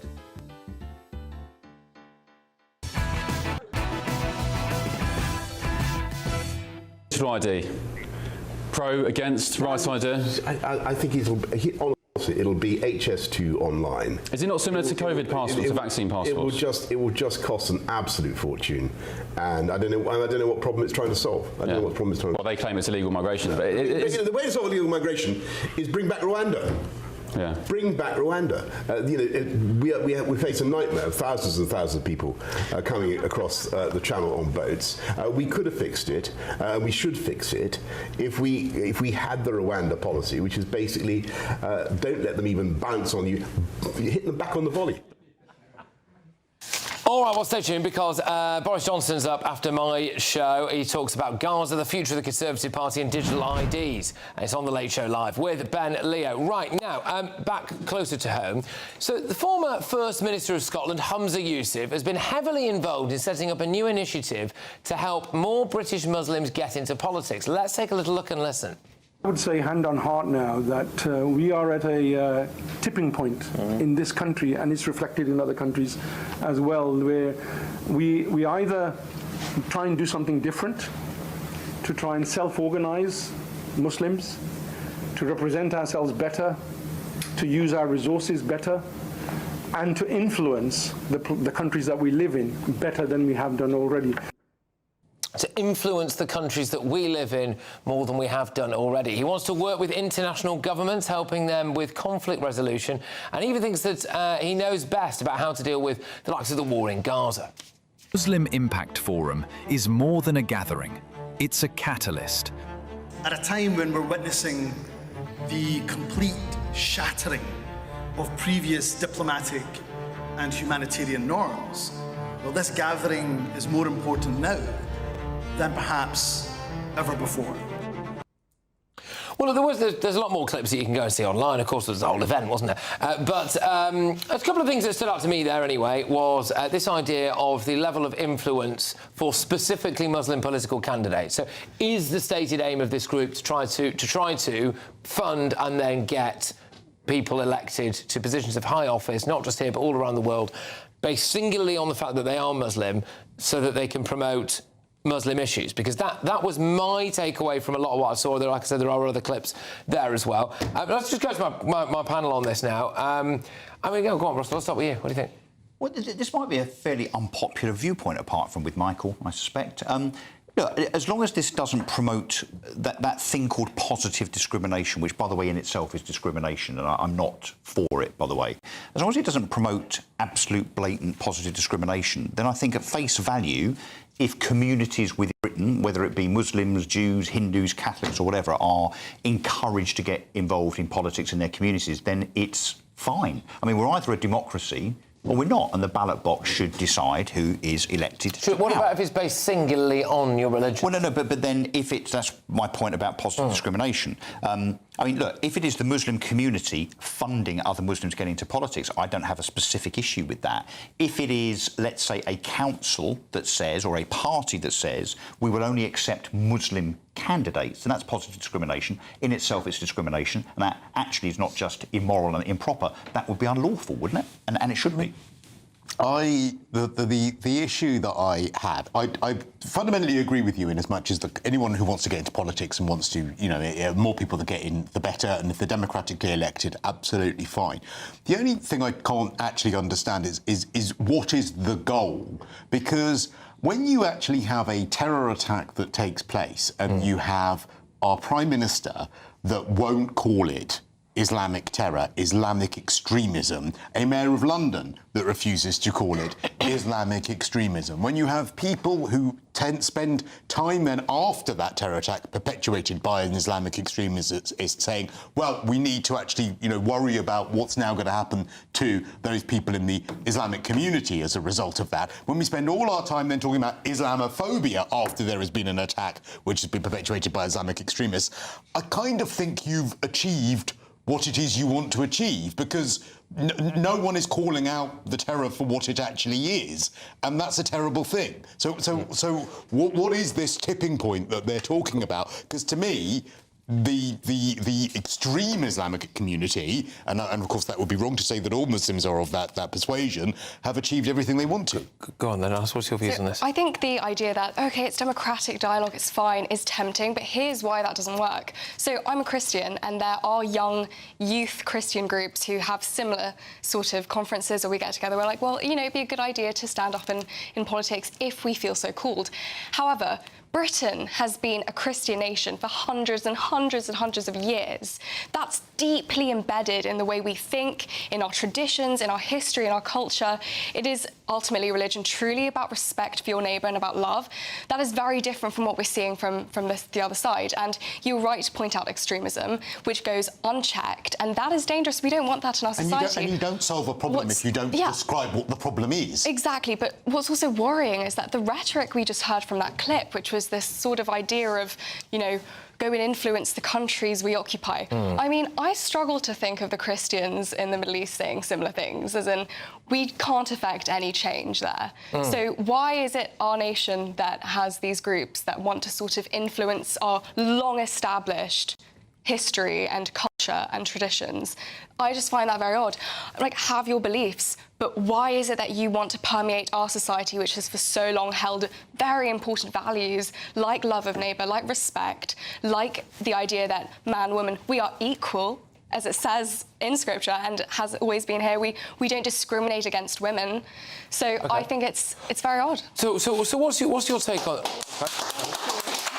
What's your take on this, Michael? I mean, like I said, there are a lot of different clips knocking around, and you know, I'm not trying to unfairly accuse anyone of anything. I'm just giving you what my genuine impression was, especially of that first clip, which I took it to mean that, yeah, there were going to be the promotion and financial backing to people based singularly on the fact that they are Muslim, to try to get as many Muslims to positions of political power as possible so that they can help promote Muslim issues. That's what one might... I mean, in response to your point, I want to live in a secular country where all citizens can enjoy their citizenship to the full. I don't think that Christians should have more right to enjoy their citizenship to the full than Muslims. So I think if you're here, if you're a citizen, you should be able to participate in politics in exactly the same way as everyone else. And I actually agree with everything Russell said, which is this is worries me a lot. This is freedom of association. What we have in liberal democracies, you have freedom of association. If you want to join up with people, as long as you're doing it openly, if it's secret, that's a problem. Right. If you're doing it openly, that's completely fine. Do we need more Muslims in positions of power in this country? Is that something that's lacking in Britain at the moment? Well, so I think what many Muslims feel at the moment is, one, that there are... I mean, like I was saying earlier, on this channel, where you have, oh, it's 7 o'clock, what we got today, some Muslims have done something bad. Oh, it's 8 o'clock, what's the top story now? Oh, some Muslims have done something bad. I think that there are Muslims who feel like they're being misrepresented because people are only looking at the bad side of the story. Right. I think the Gaza point is interesting because when it comes to Gaza, you've obviously got a conflict which is very emotive to two different specific communities in Britain, Jewish people and Muslims. Jewish people have a very long-standing organisation, the Board of Deputies, which is very effective at getting its point across to politicians, and I think that probably British Muslims are thinking that they don't have organisations... Well, they've got the Muslim Council of Britain. Yeah, but I don't think it has been quite effective. Who also didn't call out Islamic extremism when it took place. But the whole point of the Muslim Council of Britain is, I think, didn't the Tories try and ban it and they stopped talking to it? So I imagine exactly what Hamza Yusuf is doing is to try and say, you know, he's a leading secular politician. He's saying, let's form an establishment, a respected Muslim sort of network so that we can have influence like other groups have. But if what is perceived to be Islamic discrimination against, you know, day-to-day Muslims is the concern, well, like I said, I feel like that their aim has been achieved because we have politicians too scared to even mention Islamic extremism when Islamic extremism takes place. So, I mean, that is fear of upsetting people of the Islamic faith. And by the way, that's doing a disservice to the people of the Islamic faith who also find it absolutely repellent. All right, we've got to whiz ourselves on because I want to talk about Canterbury Cathedral being completely and utterly desecrated as well. Yes, so I mean, it's ridiculous. They put graffiti all over the inside of it. I mean, it's absolutely monstrous. In fact, I would go as far as to say I think it's a sin. Stay tuned.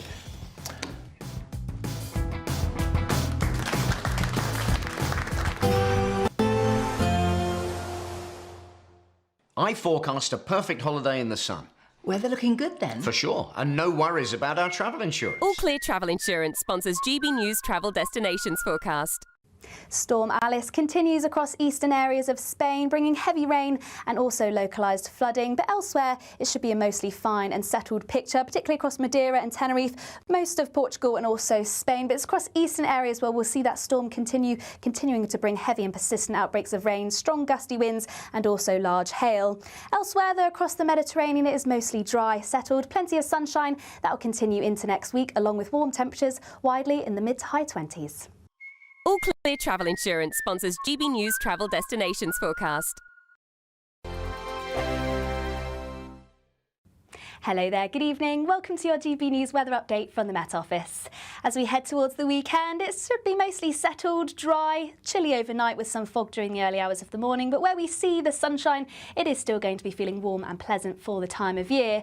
The reason for the settled conditions, well, it's all thanks to high pressure swirling around as we head towards the weekend. At times, though, across northern areas, it will drag in some cloud from the west. It's likely we'll see spells of drizzle across western Scotland through the course of Saturday morning. Elsewhere, a mix of cloud and also some clear skies. The clearest skies particularly across eastern areas of England, so a chance of some mist and fog here, and most towns and cities will remain in the mid to high single figures, but across any rural areas under those clear skies, a good chance we could dip below freezing and possibly see some frost. So a chance of this across eastern areas of Scotland, but in the northwest, much cloudier picture, quite a damp start to Saturday morning. This rain likely to linger through much of the day. Across Northern Ireland, elsewhere across England and Wales, a dry and bright start to Saturday. As I say, though, there could be some mist and fog during the morning. Quite a chilly start to Saturday too. But any low cloud will lift and break nicely through the course of the day. And by the afternoon, we should see some sunny spells, feeling warm in that sunshine too.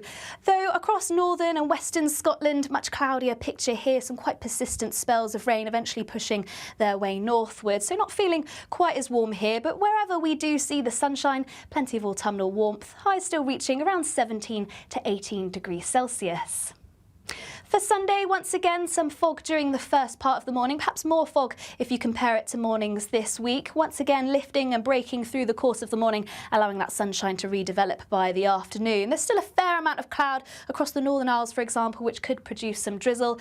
Otherwise, for the rest of the week, remaining dry, settled, mix of cloud and some sunshine, and temperatures around about average for the time of year.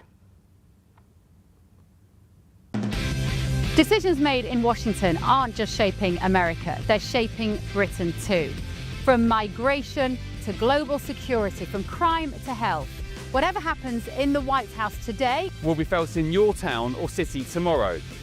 That's why The Late Show is live from Washington, D.C. Cutting through the politics to show you what it all means for Britain. The Late Show live every night at midnight. Only on GB News, Britain's news channel.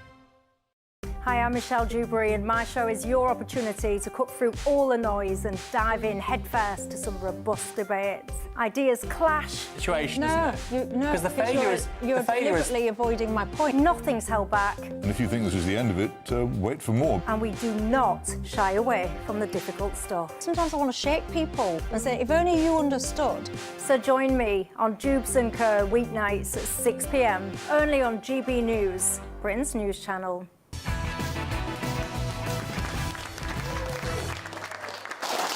Well, welcome back, everybody. We have rattled through tonight's show. Can I just say a couple of quick thank yous to people who've made the journey? We've had someone from France, someone from Wales, and someone all the way from Saudi Arabia. So well done for them making the journey. Thank you very much. But we've got the historic is putting it slightly mildly, Canterbury Cathedral have been left furious because parts of the building have been covered in graffiti. Officials have tried to explain it away. They say, oh, it's art. This is art. What you're looking at now is art. It's enriching. Part of an installation where ordinary people posed questions to God. Some, though, think it's closer to resembling an underground car park than an art exhibition. The scheme asks questions like, are you there? And why did you create hate when love is by far more powerful? And does everything have a soul? I mean, I do think this is just absolutely These are big ridiculous. questions, Patrick. Scrawled in graffiti. So I actually, I'm going to come to you first here, Alice, as a Christian. How do you feel about this? What do you think? I mean, it's obviously abhorrent. and quite frankly disrespectful. I'm happy that people are turning to look at this and say something's wrong, because there was a point where I feel like we became so desensitized as a society to what can be considered art and what can't be considered art, and this is clearly not art. I mean, this is childish, this is disrespectful, this is desecrating not only what the church represents, but I think also our history and our culture and the people, you know, our forefathers were so much more intelligent than us. That's what I see when I look at this. I'm like, how do we think that we have in any way progressed intellectually when is this what we're leaving our future generations? The people who built those churches wouldn't pass Ed Miliband's building regulations. Not at all. They're carbon emissions. And that's the thing. I mean, you just look at history and you see what great achievements that this nation had compared to what's happening now. We need a true return to faith and to Christian culture. I think that's what's going to prevent that. I just want to read us what the very Reverend David Monteith, the Dean of Canterbury, has said about this, and then I'm going to go to the audience. There is a rawness which is magnified by the graffiti style, which is disruptive. It's unfiltered. This exhibition intentionally builds bridges between cultures, styles and genres and allows us to receive the gifts of younger people who have much to say. It's powerful stuff. There's a lady on the front row here who would like to make a point. Go on. Is the Church of England still a Christian institution? Oh, straight down the line there. He's gone for it. Go on, Russell, what do you think? What, in answer to that question? I don't know. Why do you think it's not? I think sort of the new Archbishop and some of her viewpoints, sort of pro-abortion and things like that, actively going against Scripture, kicking people out of the church ministers because they disagree with her viewpoints. I don't think any of that sort of embodies Christian beliefs or Christian values at all. So I think they're a bunch of hypocrites, the Church of England, absolutely. You know, they bang on about migration and, you know, welcoming all and homeless people and so on. The Church of England are just about the richest landowners in Britain. They don't seem to do very much with that wealth, do they, when it comes to housing people and so on. But this graffiti thing, I mean, I've got to be honest, I don't really get it. I mean, is this some attempt at engagement? Yeah. I think maybe they could, I don't know... Has no one watched Sister Act? Jazz up their I think the Archbishop of Canterbury just watched Sister Act. And then imposed it on the... Well, because that's what happens in Sister Act. The church, not enough people are coming, then the choir gets a bit gospel and they do some graffiti and suddenly it's a huge success. Tube carriages. And that is... It was a great movie with a happy ending. Yes, and Sister Act is a brilliant movie. Yes. I have to admit it. It really is. I love it. But sorry, how we got here? Well, this just about engagement. I understand the grain of the point you're making is that there is about sort of trying to engage people. But I'm sorry, why do we celebrate graffiti in this country? I like when you go abroad and you see nations and cities where there is no graffiti, where it's clean. Whereas here we seem to think that it's some sort of celebration, that we've got to look at people spray painting everything. I mean, we need Tom Harwood there with this J-cloth. We do. You know, wiping that down like he did with the tube carriage. I wonder where you were going with that. Right, one thing being on a train, but... Just to ask, do you mind... I take it you are a Christian. Does that offend you, what you see there in the church? Yeah, it really does, to be honest. And the nature of the historic building as well, to put that on the outside of it, it just doesn't seem appropriate. So it's not really showing reverence to the importance of it. Do you think it's desecration? I'm assuming it's going to be removed at some point. Well, apparently it's, from what I understand, it's there till January. Oh, OK. Which is quite a long time to have that. Because it's a big tourist thing as well. I mean, Canterbury Cathedral is a huge... It's a really well... I mean, I went on a school trip to Canterbury Cathedral. I think if I'd have seen that there, I'd have been like, what the heck is this? You know? It's embarrassing. I'm very proud to be a Catholic tonight. But that's also a point to make, that I think that, you know, the Church of England, I mean, we don't want a history lesson now, but it was not originally the church of this country. If we want to go back, I mean, it was created by Henry VIII because he wanted to divorce his wife. Well, we're going to ignite some sectarian violence in this studio in a second, so we'll steer clear of that. But yeah, now we know where love comes from. You've answered. I don't want to ignite anything there, but there we go. But you're in favour of it. I love the Church of England. I love everything about it. Sort of like fluffy. They don't really believe in God, but I'm into that. I'm into that. We know. It's sort of like, you know, you get to turn up. You have some community. For me, it's all the good bits. Without the sort of telling me what to do with my personal is the time. graffiti a good all right. No, I don't really... That's naff, come on. I can see what they were trying to do. Well, pathetic, isn't it? Yes, anyway, I hope you're watching the very Reverend Monteith. Coming up, though, Greatest Britain and Union Jack, everybody's favourite part of the show. Yay, see you in a sec.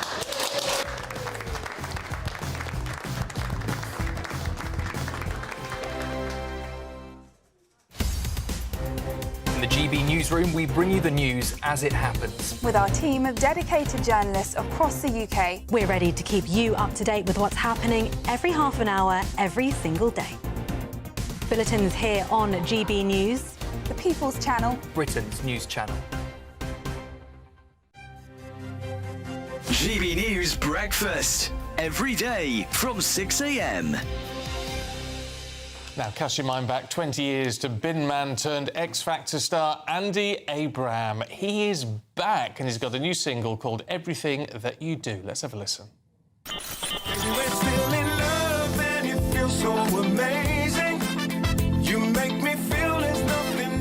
Well, Andy joins us now. It's great to see you. It's a fantastic tune. Why all this and why now?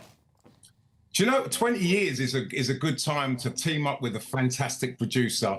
And so we come up with this tune and it's, yeah, everybody seems to be liking it. So that's the main thing. But 20 years since X Factor and all that craziness that I went through. So I figured, why not go back into it? Where has that time gone? So what have you been getting up to in the intervening period? Oh God, I've been getting up to all sorts, to be honest, but I've still looked the same, obviously. Still bald. Yeah, I'm just loving life, you know, just enjoying my time with my family. I've been touring, releasing albums. So yeah, I'm looking to release another album. Do you know what I mean? So yeah, we'll see where it goes. The industry has changed so much, you know. There isn't really a focal point anymore like a Top of the Pops. There just seems to be so many different types of social media outlets, and yeah, it feels like there's a lot more work to be done. You know what I mean? But I'm sure I'm going to enjoy it either way. I just love writing songs and teaming up with fantastic producers like Benjamin, and yeah, hopefully it does really, really well. Well, I hope it does, because it's a really good tune. Good luck, Andy, Andy. it's great to see you. Thank you very much indeed. GB News, the People's Channel. 5 hosts, 5 opinions, 5 fearless debates, 5 unfiltered takes on the day's news. 5 reasons not to be anywhere else on Saturday night. This is the Saturday 5. You got me. You got me good there. Britain's biggest Saturday night TV show. It's not a bad brand. Yeah. Uncensored. Very, very racy tonight on the unpredictable. What does she say? Can you translate it for us? And always entertaining. And how can a country go from being led by William Wallace Saturday nights from 6 p.m. only on GB News. The People's Channel. Britain's news channel. You're going to want to stay tuned, trust me.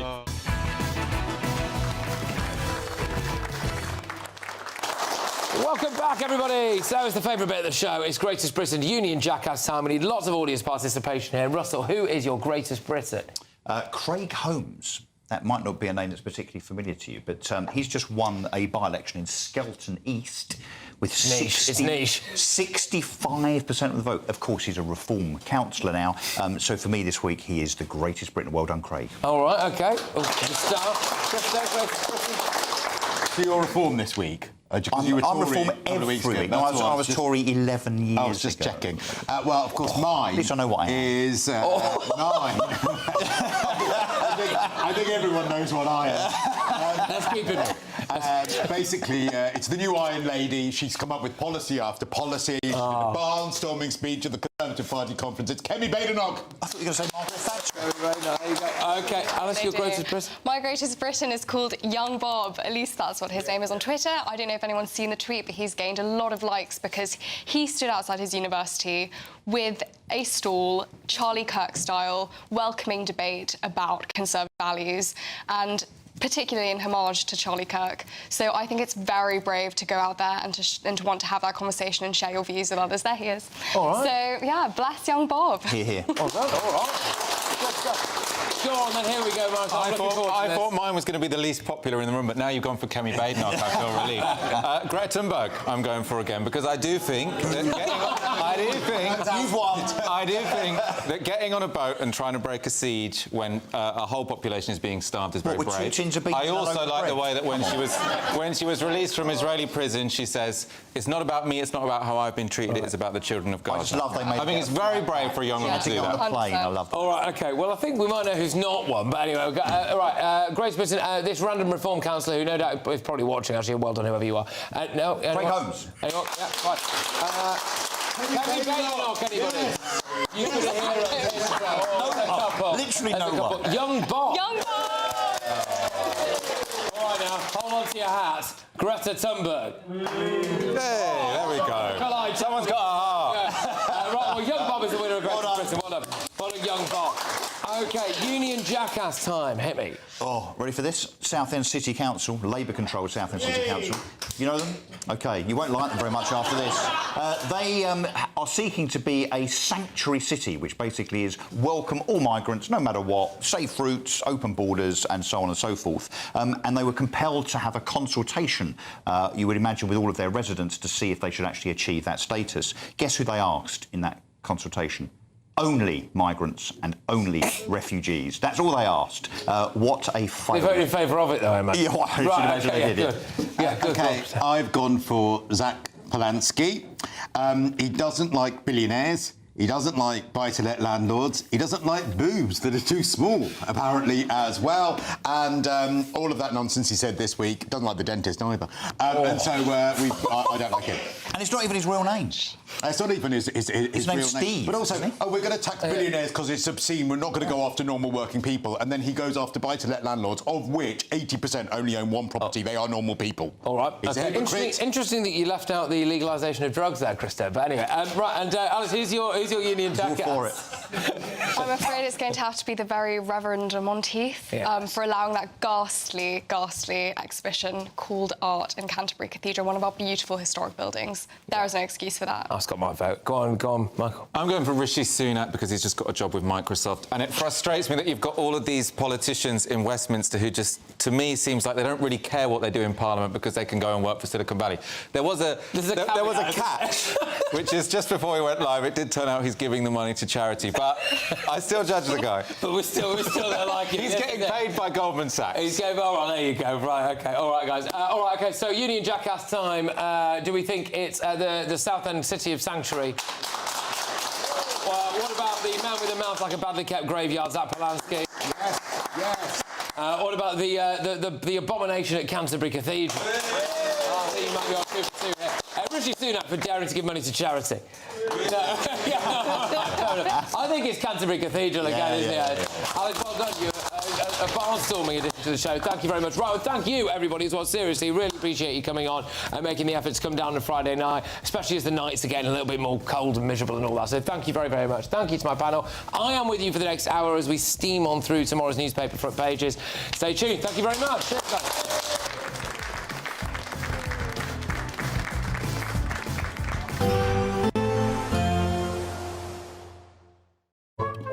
Today's outlook: cool, calm and completely horizontal. Boxed Aircon sponsors the weather on GB News. Hello there, good evening. Welcome to your GB News weather update from the Met Office. As we head towards the weekend, it should be mostly settled, dry, chilly overnight with some fog during the early hours of the morning, but where we see the sunshine, it is still going to be feeling warm and pleasant for the time of year. The reason for the settled conditions, well, it's all thanks to high pressure swirling around as we head towards the weekend. At times, though, across northern areas, it will drag in some cloud from the west. It's likely we'll see spells of drizzle across western Scotland through the course of Saturday morning. Elsewhere, a mix of cloud and also some clear skies. The clearest skies particularly across eastern areas of England, so a chance of some mist and fog here, and most towns and cities will remain in the mid to high single figures, but across any rural areas under those clear skies, a good chance we could dip below freezing and possibly see some frost. So a chance of this across eastern areas of Scotland, but in the northwest, much cloudier picture, quite a damp start to Saturday morning. This rain likely to linger through much of the day. Across Northern Ireland, elsewhere across England and Wales, a dry and bright start to Saturday. As I say, though, there could be some mist and fog during the morning. Quite a chilly start to Saturday too, but any low cloud will lift and break nicely through the course of the day, and by the afternoon we should see some sunny spells, feeling warm in that sunshine too. Though across northern and western Scotland, much cloudier picture here, some quite persistent spells of rain eventually pushing their way northward. So not feeling quite as warm here, but wherever we do see the sunshine, plenty of autumnal warmth, highs still reaching around 17 to 18 degrees Celsius. For Sunday, once again, some fog during the first part of the morning, perhaps more fog if you compare it to mornings this week. Once again, lifting and breaking through the course of the morning, allowing that sunshine to redevelop by the afternoon. There's still a fair amount of cloud across the Northern Isles, for example, which could produce some drizzle. Otherwise, for the rest of the week, remaining dry, settled, mix of cloud and some sunshine, and temperatures around about average for the time of year. Today's outlook: cool, calm and completely horizontal. Boxed Aircon sponsors the weather on GB News. You could bank an incredible £30,000 in tax-free cash to spend however you like. And if that wasn't enough, you'll also get to drive away in this brand new motorhome. This brand new 2025 Benamar Primero could be yours. It comes with all the mod cons you'd expect from a vehicle worth over £74,000 and comfortably sleeps 4 people. This prize package is worth over £104,000. For another chance to win, text WIN to 63225. One entry costs £2.50 plus one standard network rate message. Or text bonus to 63225. 5 entries cost £5 plus one standard network rate message. Go to gbnews.com/win. Entries start at £2.50. Call 0903 686 3232. Calls cost £2.50 plus your network access charge. Or post your name and number to GB16 PO Box 8690 Derby DE1 9TT. UK only. Entrance must be 18 or over. Lines close at 4 p.m. on the 31st of October. Please check the closing time if listening or watching on demand. Westminster's full of talk, but out here, it's the real world. Am I allowed to talk now? No, that's it. This is where it matters. Real people and real lives. That's what politics is all about. The fact that Trump made a good start, no. Straight answers, no spin, and just a couple of pints. How many fingers have I got up? About 10. So join me for Lee Anderson's Real World every Friday at 7 p.m. only on GB News. The People's Channel, Britain's news channel.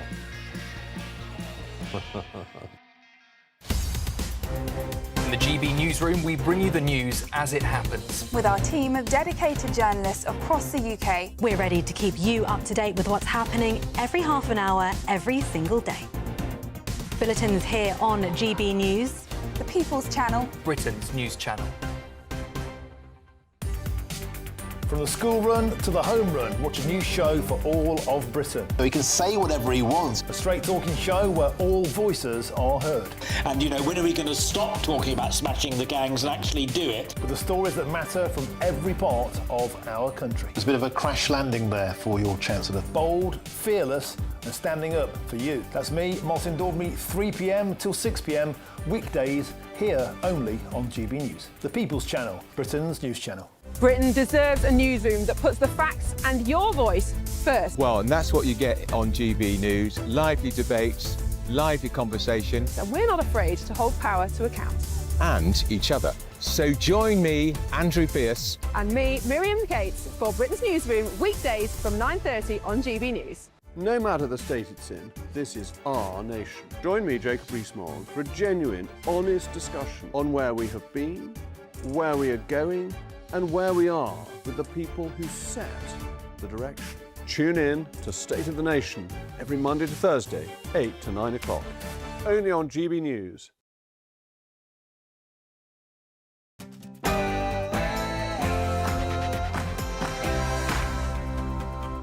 Welcome along to Patrick Christys Tonight, late edition. I don't think anybody who's thinking about these things properly can say that China's not a threat to our national security. The China spy in my office. This is the front of the Daily Mail. A top Tory fears that she was secretly recorded by a parliamentary researcher accused of spying for Beijing.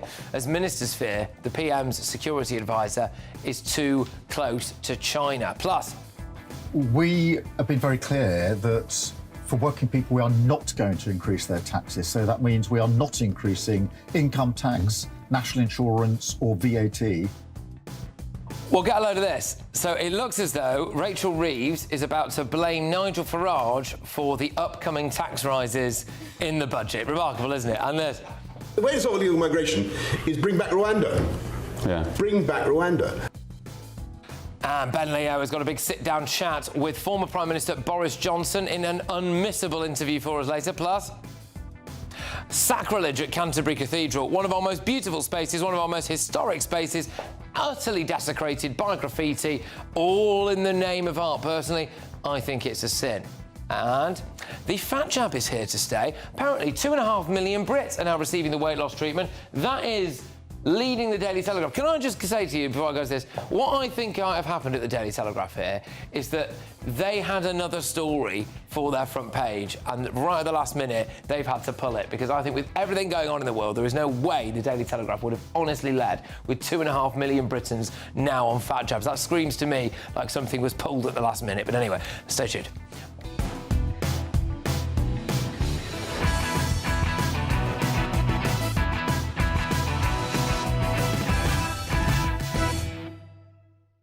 Joining us this evening is Reform UK Councillor Russell Quirk. We've got political commentator Susie Stride and comedian Diane Spencer. But first, let's get those headlines.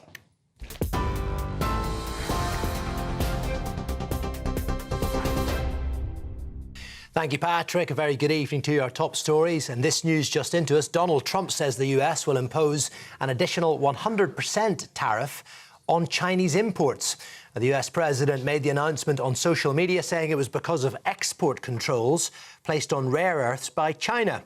Trump says he sent an extremely hostile letter imposing large-scale export controls on virtually every product China makes, along with export taxes on any and all critical software to China. The additional tariffs are due to start on the 1st of November. Tens of thousands of displaced Palestinians have begun to return home to northern Gaza after the ceasefire came into effect earlier. The ceasefire appears to be holding as Israel has withdrawn its troops, the first stage of that, and Palestinians began returning home. Now, Hamas is expected to release the 20 living Israeli hostages it's holding early next week, after which Israel will free thousands of Palestinian prisoners. This, the first pause in fighting since March. Hamas has until 10 a.m. on Monday to release hostages, after which Israel will begin to release hundreds of Palestinian detainees. An Afghan migrant's been found guilty of threatening to kill Nigel Farage in a TikTok post last year. Fayaz Khan says he was coming to England to pop Mr Farage after the Reform leader posted a video of the 26-year-old arriving to the UK on a small boat. Jurors were told Khan had a very large presence online with thousands of views and was a dangerous man with an interest in firearms. French President Emmanuel Macron has reappointed Sébastien Lecornu as Prime Minister days after he resigned from the post as the country's political crisis continues. When Lecornu stepped down on Monday after just 26 days in office, he became the third Prime Minister to leave the job in less than a year. He'll now attempt to form a new government and will present a budget to Parliament by next Monday in an effort to tackle the country's national debt. Multiple people have been killed, with others still missing after a blast at a military explosives facility in the US state of Tennessee. The explosion occurred at the Accurate Energetic Systems plant, an hour south of Nashville. It was heard miles away in neighbouring counties. At least 19 people remain unaccounted for, according to authorities. The Plaid Cymru leader says his party's ready to replace Labour in Wales. Rhyn ap Iorth has told his party's conference in Swansea there'll be two competing offers at the Welsh Parliament election next May, but only one credible government, and Labour's time is up. Everyone can see that Labour's time has passed. More and more Labour voters are turning to Plaid Cymru every single day. And then the spectre of reform looms large. They're the Tories now, the ultra-conservatives. And remember what the Conservatives did to Wales. And legends of boxing, football and music were amongst thousands of mourners who gathered to say farewell to former world champion Ricky Hatton. Crowds lined the streets earlier as the hearse travelled through the city in a procession before a private funeral at Manchester Cathedral. Wayne Rooney, former boxers Tyson Fury and Amir Khan, the Oasis frontman Liam Gallagher and several of the Happy Mondays were all in attendance to pay their respects. Hatton, who was known as the People's Champion, won world titles in the welterweight and light welterweight divisions. He died last month at the age of 46. And those are your headlines. That's it for the moment. Now it's back to Patrick.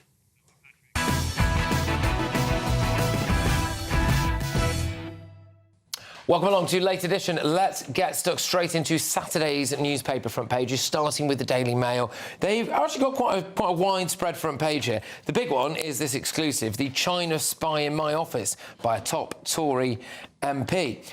She thinks that she was secretly filmed or bugged in a hotel room by Beijing. Meghan Markle's also getting a bit of a kicking as well on the front page there. What that solo Paris trip says about the Sussexes' marriage. I don't imagine the Daily Mail's going to say positive things. Let's go to the Telegraph. 2.5 million Britons now on fat jabs. They also have a story at the bottom, a nib there, which is the story about the man who burnt a copy of the Quran outside the Turkish embassy. He was initially found guilty of essentially, some would argue, blasphemy laws in Britain. That's now been overturned. So he's now had that conviction quashed, which is a victory for free speech, I think. Also, The Independent, the long road home. So they are one of several newspapers, as you would imagine, leading on the situation in Gaza. Tens of thousands of Palestinians return to ruins of northern Gaza as Israeli ceasefire begins. Let's go to the Daily Express. Well, this is an interesting story. We're definitely going to touch on this because there's a clip associated with it as well. Prince William's call to tackle, quote, this preventable tragedy, and it's about mental health, about suicide in particular. And he gets very emotional. We'll play you the clip later on. But look, with respect, I do mean this genuinely with respect, talking about mental health and preventable tragedies, if you look at what's on the Sun's front page, Liam's farewell kiss to Ricky Hatton, live forever in our hearts, Ricky. There you go. It's Ricky Hatton, the boxing legend, Mancunian legend. Sadly, his funeral today, and it was attended by, look, just absolutely loads of people, from Liam Gallagher, you see there, Tyson Fury, etc. Let's go to the Times. Israel begins Gaza retreat. The Mirror. Ricky Hatton, a champ to us all. He had his coffin carried into the funeral today. The colours of Manchester City, his beloved football club. The Eye. Hope in Gaza. Tens of thousands of Palestinians trek through devastated landscape to see what's left of their homes as Israeli hostage families await release. Let's go to The Guardian. Palestinians in long walk to uncertainty as ceasefire starts. So those are your front pages. I think what we're going to do tonight, because there is quite a big spread of stories, is we're just going to kind of move quite quickly through them all, really, because there's some big variety there. Let's just start with what's on the front of the Daily Mail, the China spy in my office by a top Tory. Danny, you made a good point out of this. It believes that Beijing has spied on a Tory. Yeah, but they've spied on a Tory in a hotel room, and what a Tory does in a hotel room, I don't think you can broadcast anywhere. Like, I thought historically it included, like, oranges in the mouth and fishnets, or did I just dream that when I was small? No, that was definitely a thing back in the day, but apparently. Actually, I think that was also a thing amongst Lib Dems, although people say that the Tories have gone a bit Lib Dem. Oh, yeah, you know, because there was always Paddy Pantsdown who got caught in Yeovil. I know, because I lived there. Thank you, my claim to fame. And he was at the knocking shop above the fish and chips. Yeah, I think it's interesting because China have always posed a massive threat to us the second they gave us TikTok. I mean, how are we supposed to get anything done? Yeah, it's true. Oh, I love TikTok. Exactly, I mean, I genuinely love it. I like Twitter for me is just so boring and too serious and whatever. And then TikTok's like fun. Yeah, but however, we're being spied on. Yes. So it's like, you know, and they literally took down my videos. If I spoke about, like, Iranian democracy, they would take down my videos. Yeah. But if I spoke about anything else, it's all fine. Well, it is interesting. The level of censorship on TikTok is massive, and the level of suppression as well. I do the odd little video on TikTok, and if you say a particular word that essentially the Chinese government doesn't like, your video just gets 100%. Gets hammered. I could speak about most things and they'd be completely fine. The minute I challenged Iran, the minute I said something bad about Iran, they'll take it down. Bang, take it off. Do you know what I mean? So I wonder what this parliamentary researcher was doing that she is so worried about, because if it was an ordinary meeting in a hotel room, which I'm sure would be particularly legitimate, maybe there aren't any meeting rooms at Portcullis House or in the palaces of Westminster, I don't know. I wonder what she was up to, which she thought would be so sinister if it were betrayed. But this does go back, Patrick, doesn't it, to what we were talking about earlier on in the show with regard to China not being our friend. They're really not our friend. But unfortunately, we don't seem to do anything in terms of pushback, in terms of resisting all of the things that they do, whether it be cybercrime, spying, and so on. I think we let them off the hook. I think it is a bit scary because, you know, it's like back in the day, like I almost watched the old Superman movie recently. It's like back in the day, you have these baddies, and it's like China is a threat, and they are bullying us a bit, and we're not being strong enough. And I have a problem with that, and I'm sure other people do as well. Do you have a problem with the way Keir Starmer's gone about it, though? No, but I can't. The reason why I can't comment on that is because we don't know yet all the insides and outs on it. But, you know, to me, I'm just saying, going forward, I think we need to take it more seriously. I do think, though, that if you replaced the words Labour and China with, say, Reform and Russia, you'd be... I mean, like, you know, it would all be always cozying up to Putin. It's his best mate, Putin. And yet we do have here Sir Keir Starmer unwilling, as it currently stands, to just be honest about the threat that China faces. Because if we did, China would get angry and it would affect our economy. Yeah, and the problem is with Keir Starmer, he's got form for not exactly being good and straightforward with the truth, does he? Yeah, quite. Yes, OK, so you don't ever feel as though you've been spied on by China? I do, actually. I did have a brief moment when I was doing GB News like a couple of years ago, and I was on quite regularly, suddenly, out of nowhere, I had some Chinese friends. And I was like, this is terribly unusual. I don't know. I mean, maybe it was just... We are actually big in Beijing. Wow. So they've probably just seen you on the telly. Oh, ni hao. Yeah. Hi. Yeah. Ni hao ma. Yeah. Hi, Jen. OK, all right, we'll go on. Can we chat about Meghan Markle or not? Yeah, go on, do it. Oh, my God. No, only because she is an absolute sociopath. She made the whole thing about, I must have my privacy and I must raise my children, and yet she just abandons them and jets off to Paris Fashion Week, where she laughs at somebody falling over. Wasn't she paid to be there? Wasn't she paid by a fashion house to be there? Yeah, she could have said no. No, indeed. Well, or they could have paid to bring the kids with her. Right, You know? yeah. I feel like everyone's always horrible about her. I mean, there's no way of knowing what she's like, but I liked her. What's the thing? I think there's enough evidence. Okay, all right. I just don't really... I'm going to be honest with you, I'm not a big royal... Hang on, ask the 400 staff that have sacked or resigned. Oh, really? Oh, OK, all right, I take it back. I just like doing Suits, OK? Suits. Anyone else watch Suits? I didn't watch Suits. I can't now. I used to, but no, not now. I know more about Meghan Markle, frankly. Okay. Doesn't she look like she's on the fat jab, which we're about to talk about? Lost a lot of weight, isn't she? Has she lost a lot of weight? Seems so. I never thought she was particularly plump. Well, I'm not saying that, Patrick. They're your words, not mine. I'm saying I didn't think she was ever particularly plump. I don't know, surely she's not got up. Why would she need to go fat? No, she looks skinny. No, that is not Ozempic face. No, What's an Ozempic face? How do you know? Ozempic face is where you get people look very drawn, don't they? look very drawn, very sunken, very dry. Yeah. That's not Ozempic face. She's always been naturally... Is that now a thing, Ozempic face? Oh, yeah. Yes, my... Looks like you've The thing is, they clearly do work. You know, they clearly do work. I'm always a bit like, you know, is there going to be something that comes out down the line about them all? But you have to stay on them forever, right? Absolutely, there obviously is. I mean, 100%. There's no way. No, I'm sorry about it. By the way, I am not anti-fat jab. This is if we go to the front of the Daily Telegraph. That's what we're talking about. On the front of the Daily Telegraph, I'm certainly not anti-fat jab at all. And in fact, I tried to lie in order to get them myself. I shoved a load of clothes down my shirt and then sent a picture to Boots. I know people watching this now going, "Hey, you didn't need to do that." Well, actually, technically, I'm not fast enough for the jab. Anyway, and then they didn't buy it. They said, "No, we need to." You look great. Is that what they said? They came back. You look great, Patrick. That far, mate. But they said, "No, we need to have a topless picture of you." And I thought, you know, back off. So. Private. Are you sure that was Boots? Was it China? China, It was China or Grindr, actually, maybe. But yeah. So, what do we think about these facts? 2.5 million people now on fat jabs. I mean, it's pros and cons, because on one hand you have 2.5 million people who are not changing their eating habits, and they will briefly lose weight until they come off the jab. And if they haven't learnt how to amend their mental frame of mind, they might put all of that weight back on. And you've got 2.5 million people who will ease the obesity burden on the NHS, but might pay it back later in pancreatitis, because we actually don't know enough about the long-term effects of this jab. It's interesting that this is happening.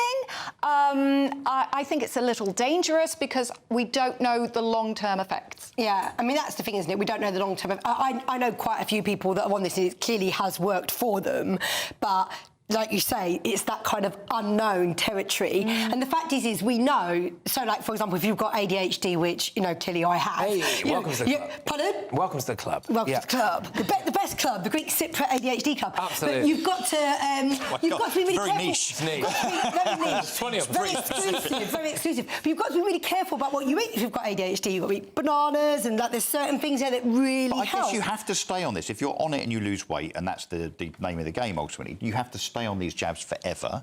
But you can't. Well, I don't know. Can you? Can't you? I don't know. But it seems that would be the thing. I've got some mates on this. I mean, lots of, you know, middle-aged men, obviously, are doing this. And we went away on a little driving trip, and a couple of my mates were on it, and they just didn't eat for like 3 days. Yeah. And I said, hang on, where does your energy come from? It's all very well losing 10 kilos in 3 days or whatever, which I don't think is very healthy, by the way. Yeah. But you surely need nutrients, don't you, to keep your body going? Well, unless they've just developed massive cocaine addiction, which is, you know... Not my thing. Not my thing. Having said that, on that note, though, there is one of the things that is good, potentially, as there's unintended consequences of these fat jabs, is that apparently there is some evidence that would suggest that for people who do have addictions, talking of addictions, that it can remove that. So, like, so it might be something that you could study and then, like, give to alcoholics or give to people with addictive personalities to take away those cravings. What, the as well. fat jabs can That's also what they take... think. Oh, that's very what they think, interesting. which is interesting. Yeah, Because yeah. but that was not, you know, that But was, are we not worried? what they were designed Are we not for. worried about having a nation that is kind of jacked up on pharmaceuticals constantly but the thing for all sorts of ailments? I mean, it's bad enough people are on antidepressants. I mean, how many millions of people are on antidepressants? Yeah, but the thing this worries me quite a lot. You say that, but we've got a nation where loads of people drink alcohol, and alcohol's got its problems. Do you know what I mean? And but this is just another thing, then, isn't it? Adding to it. Yes and no. I do think people could go on it for a period of time. They lose the weight, and they could then come off it and maintain because it. they might be more confident going to the gym. Exactly. No, but they won't maintain it. Well, will they just that feel-good factor, and you know. No. But the whole point of this is it suppresses appetite. As soon as they're not on the jabs anymore, they're going to eat and put the weight back on. I'd like to have it's one. Not about willpower, is it? I'd like to have one of those acting jobs where, you know, where they go like, OK, you're playing so and so, and that person's like really fat, and they're like, you've got to put 5 stone on. Christian Bale like in Memento. Charlize Theron in Monster. You just want to eat there and... But you did all that work with the Dream Boys. You want to just chuck that away? No, I don't. I don't want to. I mean, I've semi-chucked it away, but I don't want to chuck it away. What, you want to be the person that puts on loads of weight? No, it's because it's an excuse to eat loads, isn't it? Yeah. But then obviously you'd have to... But Hollywood pays you to lose it. They put me on the fat jabs. By the way, in case you're wondering how much the fat jabs cost, apparently now it's 389 quid is the price that some private pharmacies are charging you. Previously it was 200 quid. So it's going up. It's going up, supposedly. What's that, for a month? I think it's a month, yes. 389 quid a month for the jab. So now, hang on, now they've got 2.5 million people hooked on it in Britain. The price has just doubled. Yes. Go figure. Yeah. But it's whether psychologically, if we become thinner as a nation, there's like a kind of peer pressure that goes out. I don't think we want people super skinny, by the way. I've got a big problem with zero whatever models. But maybe it will like have a ripple effect. Where people feel like, no, we want to be fit, we want to be healthy. What you did there. No, you see, I've got an opposite end to you there, because I know some size 0 models, and they are naturally size 0, and they get criticised. But also, I find that there are some people who are like, there was this whole big thing of these very large people going, I'm body positive, and they were literally thin shaming. It went the other way. And they were slagging off really skinny people, saying calorie counting doesn't work. And they're the same people who are taking the fat jab, and the way the fat jab works is it counts the calories for you because it stops you from consuming all the calories. So you've got, like, there is a group of hypocrites in there. But yeah, I mean, I agree with you on no one should be shaming anyone. I feel really bad with calling them fat jabs. But anyway, no one should be shaming anyone. But I'm saying the problem with the 0 models is I've worked with teenage girls who then, like, you know, can end up having eating disorders. But if you're naturally thin, you're naturally thin. I just think we've got to have a balance. All right. Look, we're going to rattle on some of the other papers now when we come back, because, look, obviously, some would argue that there's a significantly more serious story about the latest in the ceasefire deal, and there's quite an interesting picture that shows what would you call it, I suppose, a caravan of people going back into Gaza. And Prince William, we've got a clip of this as well, has been fighting back the tears today. Find out why next.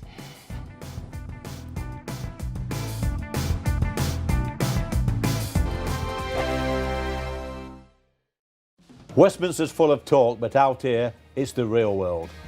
Am I allowed to talk now? No, that's it. This is where it matters. Real people and real lives.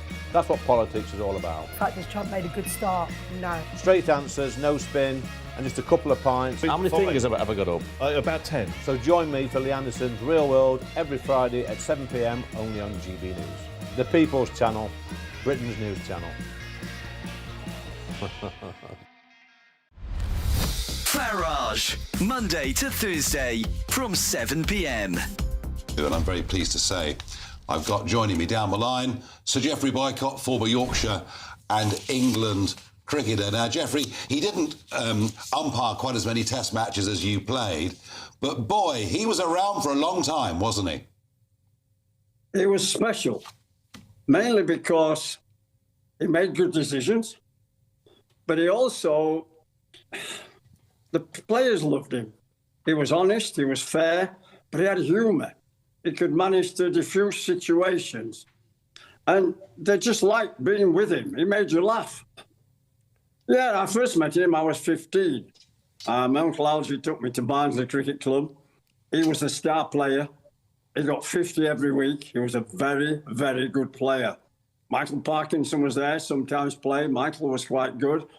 And I've known both of them for a long time. They were like elder brothers to me. And so over 70 years, I've seen him as a player. Technically, he was very good. But unfortunately, he was very nervous. When I first got in the team at 16, he used to say to me, "Put my gloves on, Gerald."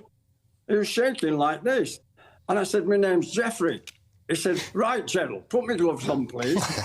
And he called me Gerald for about, I don't know how many years. We had a little birthday party when my daughter Emma was about 16. And she said to him at that, she said, "Dickie, you've got to stop calling him Gerald. His name's Geoffrey." So from then on, I got Geoffrey. And he looked at Emma. He said to her, he said, "If I had a daughter, I'd like to be just like you." She said, "Well, you can adopt me then, quick as a wink." He was a character. Look, he was lovable. GB News, the People's Channel. You want to know what's really going on in the corridors of power? Labour don't know what to do with you half the time, and that makes you quite lethal in the chamber. Get behind the headlines with Chopper's Political Podcast. Join me, Christopher Hope, as I sit down with the great and the good of British politics. We'll see where this ruling takes us. These are the stories shaping our nation. Chopper's Political Podcast, available now on all platforms. Listen in and stay ahead.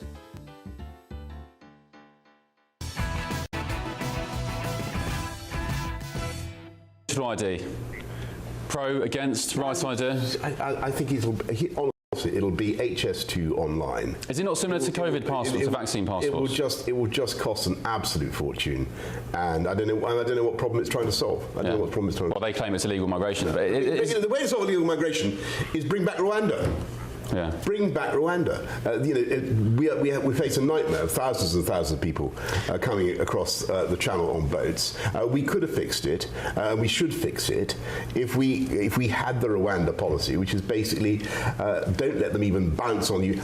You hit them back on the volley. I think we need to talk about how Boris Johnson managed to not shave that bit of his face there. But he's got an exclusive interview with Ben Leo on The Late Show Live. That's following this show, and it's midnight till 2 p.m. So we are going to be doing Saturday's front pages, and let's focus now on The Independent. Now, this is one of, I think, four national newspapers, not just leading on the story of the ceasefire in Gaza, but also with this picture, basically, which is the long road home, as The Independent put it. Tens of thousands of Palestinians return to the ruins of northern Gaza as Israeli ceasefire begins. Just to give you a bit more detail on this, ceasefire has come into force in Gaza. Trump is credited with brokering the peace plan, but rages at missing out on the Nobel Peace Prize. Netanyahu warns that Israeli forces remain in parts of Gaza, fearing that Hamas will regroup, and the UK has promised to help with reconstruction. So there we go. Russell, your views on this return of the people to that part of Gaza? Well, I don't think you can say it's not progress. Yeah, look, good news on the face of it. I guess, look, people seem to believe that there's a permanency to this on the basis that people are returning. It does it does kind of get us back to, though, the whole Peace Prize thing, which I know we talked about. We've got to talk about that again. Haven't we? Yeah, go on. The fact that Donald Trump surely does deserve, whether it's now or next year, the Nobel Peace Prize for bringing this about. Don't forget, of course, he's fighting, inverted commas, on two fronts, not just Gaza, but he's obviously also making huge effort in Ukraine in terms of providing peace there. So presumably we all agree. Well, as a short tangent, actually, just on that, then we can come back to this. I don't think he is doing enough on Ukraine. You know, he's doing more than anyone else. But when you look at the 20,000 children that Russia have stolen, I just think that's not down to Trump. No, it's not down to Trump. But he is intervening more than I don't think. No, I don't think he's going far enough when it comes to Ukraine. I don't know if you. I don't think he's going far enough. He needs to go further. But Melania Trump today did come out and release a statement on that, and apparently she's helped to get. I mean, this isn't that many, but I think it was about 50 of those kids back to Ukraine. Yeah. So I think she's kind of doing. Yeah, this is my thing. Look, credit where credit's due. No, credit where credit's due. When we come to Gaza in a second, when it comes to Ukraine, I think he's been far too light, and those 20,000 children. I've got an 8-year-old son. Those 20,000 children should be front page. That should be the key thing that he's negotiating on. But hang on, and I don't think he is. He's not doing enough. He's not a perpetrator on it today. He's not a perpetrator. He's not an instigator. He's a peacemaker. Yeah, we're getting into a better place. You're right. We are getting into a better place. I would say that, number one, he's not eligible because you have one of the stipulations of the prize, and let's remember, this is a privately funded prize. No one is owed it. No one is, designated to have it. It's not a miracle prize from the heavens. It's a prize that's decided by a committee set up in Norway. So, number one, it's a private competition, Russell. Number two, it has to be a multilateral approach. That is literally one of these stipulations. Why does it have to be any of those things? Can't it just be multilateral? Peace? And if he brings about peace in not one but two places, that's just peace. Eligible because it is not he is not a multilateral. So there are I's that need to be dotted and T's to be crossed. If you're not eligible to win a prize, you shouldn't win it. What I don't quite understand about that is, and it's possibly me being a bit thick at this time and on a Friday, but securing a deal between Hamas, basically, and Israel that has the consent of, every single Middle Eastern nation, surely that is multilateral. The problem is that he is simultaneously pulled out of the UN, he's simultaneously pulled out of the Paris Climate Accords, and because he's done that, it shows that he's not dedicated to a multilateral approach. But who cares as long as he brings about peace? But it's down to the people who award it, and they care. Do you know anything about who these people are? There's 5 of them. Nice one. I do comedy, not maths. All right? I'm struggling here. But, there are 5 of them. Who are they? They're in Norway. And the point is that it's a private prize, and if they've decided that his approach is unilateral and not multilateral, he doesn't fit the criteria. I think that the positive thing here is, look, it is incredible what we've got to here. That is incredible. And I think I would put the challenge and say that I think if Trump, we're still laughing about the 4 and the 5, if Trump can help bring peace between Ukraine and Russia and bring those 20,000 children 20,000 children home, which he could do. I'm saying this is the hopeful thing. He could do that. He could succeed in getting those children home. He could succeed in getting peace there. And if he can do both those things, then maybe we'll say, Nobel Peace Prize. But otherwise, to your 100%. point, it's a bit like there being a fight in a school playground and the teacher comes and breaks it up and creates peace. But because they entered the playground from the left-hand side and not the right-hand side, somehow it doesn't count. It seems ludicrous to me. It's not ludicrous to me because when you have a private award, you're allowed to define the criteria. But I think so we're not getting on. The point is that this is a great thing. Yeah, we're getting off the point. Is the point. In our well done, lifetime, Trump, for facilitating it, is what you're saying. I'm just saying, in our lifetime, we saw Northern Ireland peace still happen, which many people didn't think was possible. And we're seeing this, and I put all my prayer and hope that it is going to work out. And I think you've got to give credit where credit's due, that Trump has played an incredible role here. So you're kind of on the fence. You're anti-Trump. Are you saying hang on. No, are you saying that Trump shouldn't get the Peace Prize just because you don't like him? No. I actually never said that I was anti-Trump. You sort of made that up, Russell. Kind of feels like it. No. She's just saying the rules. You just said football has rules. going on what prize as I suspect if we were talking about anybody else, someone that perhaps you favour, that you wouldn't be so worried about the technicalities of the rules. You actually don't know how I feel about Trump. I've never actually stated that to you at all. You're kind of making it up. No, but my point is that let's go back to the actual ceasefire plan, because I think that's more important, because what they've said is that Hamas have said that they will not give up their guns. Now, that is an issue because they are such a fluid group. They have said they will relinquish power, but they will not relinquish their physical stops. One of the other things I would have liked to have seen on the front pages, as well as this... Hostages. ...is where are the hostages? Yeah, exactly. Because that realistically, that's the other side of the deal, isn't it? So, supposedly, they're due to be released, like, any time. Imminently. I think now. But, I mean, if I was being super cynical about this, and I mean, I hope this doesn't happen, because if this does happen, then it's just going to be, like, just unimaginably horrific for everybody. But if what we see on the front of The Independent now happens and the people move back into that particular part of Gaza, and then Hamas goes like, nah, you're not getting any hostages back, and completely reneges on the deal, then Israel is going to steam in there. And those people are probably not going to survive. I think this is where we need to think of the front of the eye where it says hope. And we need to just be like, you know, this is positive, and like let's like put all our hope and prayer into actually this is going to work. And you know, we're all cheering Trump on. Do you know what I mean? Whatever side you're on, I'm not on the fence here. I'm on the side of peace. I'm cheering him on. I want him to succeed because we all want to see peace here. Yeah, I just hope really now, to be honest, the ball is in Hamas's court. Yeah, because this not to mess it up. Yeah. We need to hope and pray those hostages are returned. Yeah, absolutely. All right, OK, so lots still to come when we come back. I did say Prince William's did a very moving interview. I think we've got a clip of that, which I'll play you in a bit. Also, we're going live to Ben Leo in Washington, who's had a very, very special guest with him today, so stay tuned.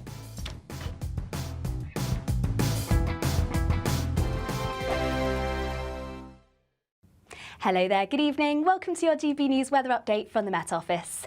As we head towards the weekend, it should be mostly settled, dry, chilly overnight with some fog during the early hours of the morning, but where we see the sunshine, it is still going to be feeling warm and pleasant for the time of year. The reason for the settled conditions, well, it's all thanks to high pressure swirling around as we head towards the weekend. At times, though, across northern areas, it will drag in some cloud from the west. It's likely we'll see spells of drizzle across western Scotland through the course of Saturday morning. Elsewhere, a mix of cloud and also some clear skies. The clearest skies particularly across eastern areas of England, so a chance of some mist and fog here, and most towns and cities will remain in the mid to high single figures, but across any rural areas under those clear skies, a good chance we could dip below freezing and possibly see some frost. So a chance of this across eastern areas of Scotland, but in the northwest, much cloudier picture, quite a damp start to Saturday morning. This rain likely to linger through much of the day. Across Northern Ireland, elsewhere across England and Wales, a dry and bright start to Saturday. As I say, though, there could be some mist and fog during the morning. Quite a chilly start to Saturday too, but any low cloud will lift and break nicely through the course of the day, and by the afternoon we should see some sunny spells, feeling warm in that sunshine too. Though across northern and western Scotland, much cloudier picture here, some quite persistent spells of rain eventually pushing their way northward, so not feeling quite as warm here, but wherever we do see the sunshine, plenty of autumnal warmth, highs still reaching around 17 to 18 degrees Celsius. For Sunday, once again, some fog during the first part of the morning, perhaps more fog if you compare it to mornings this week. Once again, lifting and breaking through the course of the morning, allowing that sunshine to redevelop by the afternoon. There's still a fair amount of cloud across the Northern Isles, for example, which could produce some drizzle. Otherwise, for the rest of the week, remaining dry, settled, mix of cloud and some sunshine, and temperatures around about average for the time of year. Decisions made in Washington aren't just shaping America, they're shaping Britain too. From migration to global security, from crime to health. Whatever happens in the White House today will be felt in your town or city tomorrow. That's why The Late Show is live from Washington, D.C. Cutting through the politics to show you what it all means for Britain. The Late Show live every night at midnight. Only on GB News, Britain's news channel. Hi, I'm Michelle Dewberry, and my show is your opportunity to cut through all the noise and dive in headfirst to some robust debates. Ideas clash. Situation, No, isn't it? no, Because the failure is you're deliberately avoiding my point. Nothing's held back, And if you think this is the end of it, wait for more. and we do not shy away from the difficult stuff. Sometimes I want to shake people and say, if only you understood. So join me on Jubes & Co. weeknights at 6 p.m, only on GB News, Britain's news channel.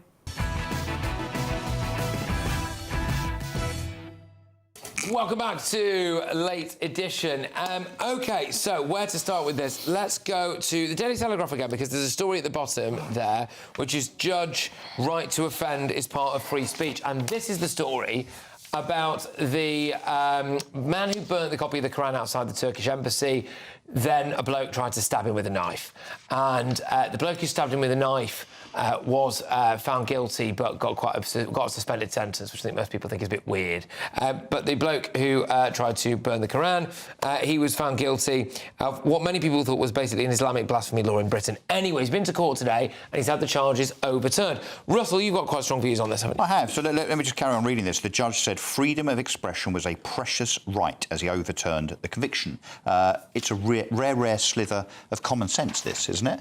From the judiciary in particular. I mean, we've not been able to rely on the judiciary to be particularly sensible in recent months and years, so I applaud this. The other thing that I think is interesting, though, is, should he have been convicted in the first place of what they say here is a racially aggravated public order offence when he burnt a religious symbol? Now, religion and race are not the same thing. Yeah, They're not the same thing.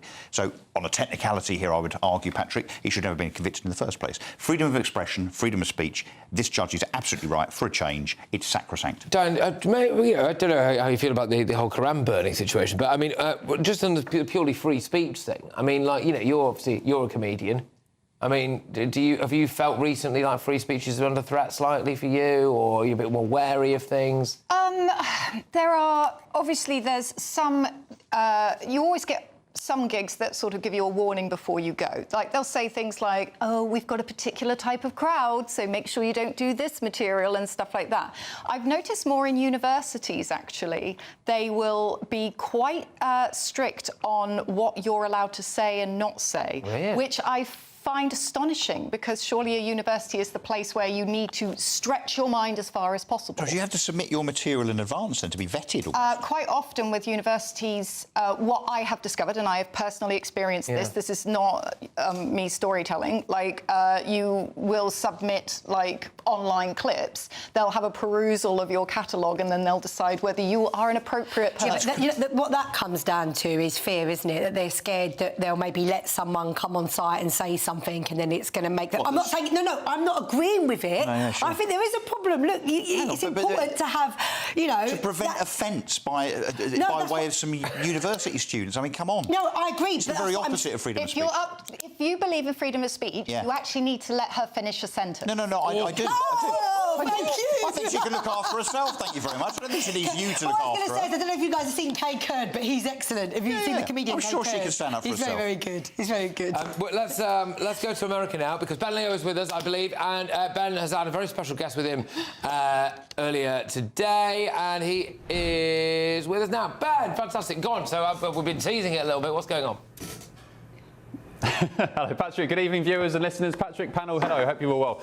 Yes, one Boris Johnson, the former Prime Minister, popped into the Late Show Live studio this afternoon here in Washington, D.C. Had a very good chat with him about the rise of reform, how the Tories are going to tackle Nigel Farage, who his pick to lead the Conservative Party is. Also, we talked about Keir Starmer, how long he thinks he's got left. Here's a little flavour of our chat from earlier tonight.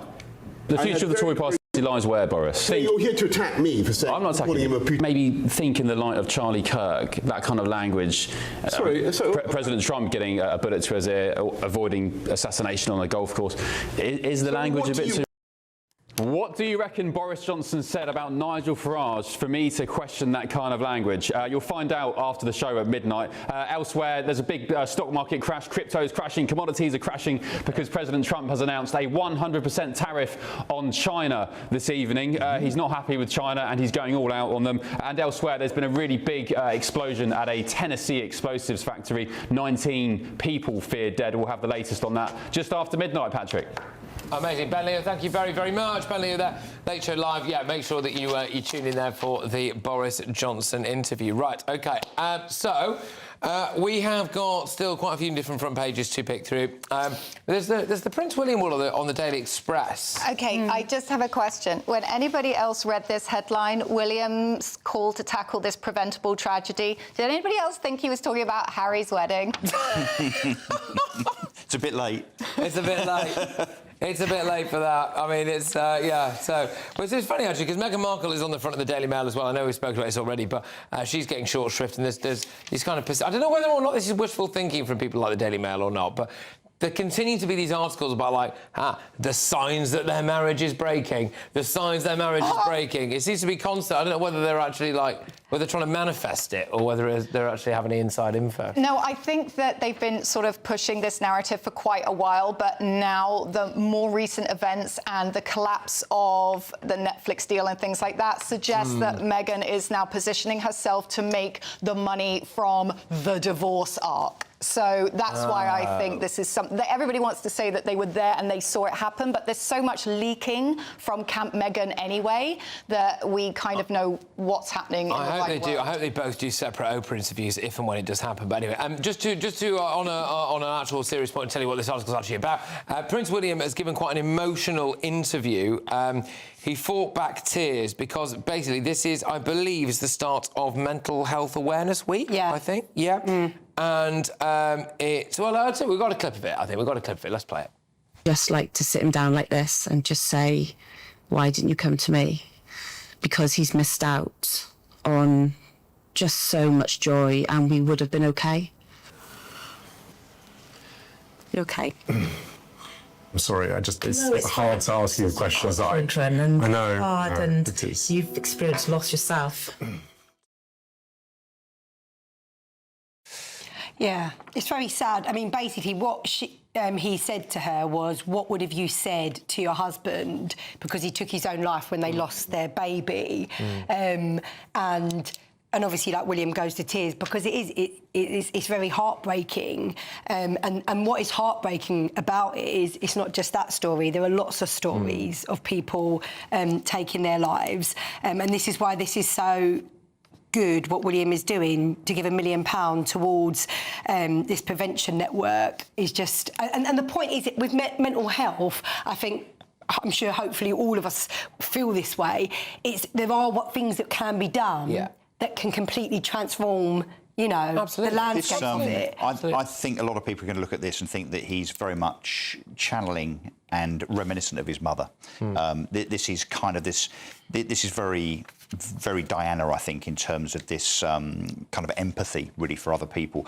I think also some people are now going to be saying in the next few hours, I think, that this is a guy that absolutely should be king of this country. I'm not wishing any ill on King Charles, I'm not. But I think he's lining himself up, and I don't think this is contrived. I think this is very genuine on William's part. Yeah. I think he's lining himself up to be a fantastic king. Yeah, I mean, think so. It will be obviously linked to his mum, but I think also, and we've seen this from him and from Kate, they genuinely have a real passion about tackling mental health. You've seen that over the years. And again, all of us, we'll have people watching, we'll have friends, family, people that are struggling with that. And the positive thing is there are things that you can do, you know, to help. Like even something as simple as increasing access to sport is something that we know massively impacts. I mean, I work with children, you know, impacts upon mental health. So I think, you know, this is positive. I would like us to do far more as a country on this, far more. Just to say as well, there is a link, and before we go to the break, there is actually a link to the Daily Express and two other newspaper front pages. But if we take either one of them, I mean, the Daily Mirror, for example, if we could bring that up, it's about Ricky Hatton's funeral, and it's just on this thing about mental health there. I mean, suicide is, like, I think I'm right in saying, like, the single biggest killer of men under the age of 40. I mean, it's insane that to think about the fact that how many blokes are sadly taking their own lives due to depression, etc. But Ricky Hatton's funeral was today, and it was, you know, a kind of a huge, hugely well-attended funeral. You got the likes of Liam Gallagher there. You got, I think, most of the Happy Mondays. You've got loads of people, Tyson Fury, footballers, etc., and of course all his family, and you see them carrying the coffin there. But I just thought I'd raise that because it does tie in with that story that Prince William had there. Ricky Hassan, I'm not sure it's entirely been confirmed, but I think there was all of the from everything I've heard as well, I think it was a sadly self-inflicted death, because there was a statement read out at his funeral by, I think, one of his children saying, look, why didn't you reach out? Which kind of would indicate, wouldn't it? It's always the sad thing, isn't it? It's like that people are then like, I wish we had. And that's where I'm like, let's just be people that, you know, you never know what's going on in someone's life. Let's be people that are encouraging, that are kind, that, you know, we smile at people. And then as a society, as I said already, we need to make sure that people have, particularly children, good access to sport and other things, because we know that these things can really help change lives. All right, look, when we come back, we're going to be talking about the latest kind of, I mean, just absolutely bonkers stuff that's been going on at Canterbury Cathedral, where they've turned it into kind of like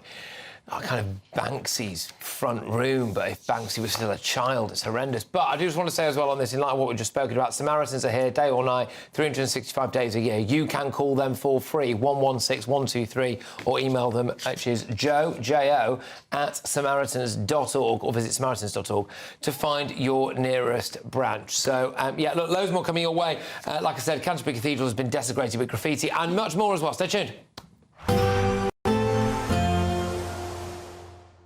I forecast a perfect holiday in the sun.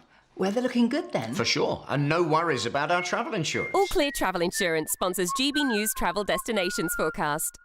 Storm Alice continues across eastern areas of Spain, bringing heavy rain and also localised flooding. But elsewhere, it should be a mostly fine and settled picture, particularly across Madeira and Tenerife, most of Portugal and also Spain. But it's across eastern areas where we'll see that storm continuing to bring heavy and persistent outbreaks of rain, strong gusty winds and also large hail. Elsewhere, though, across the Mediterranean, it is mostly dry, settled, plenty of sunshine. That will continue into next week, along with warm temperatures widely in the mid to high 20s.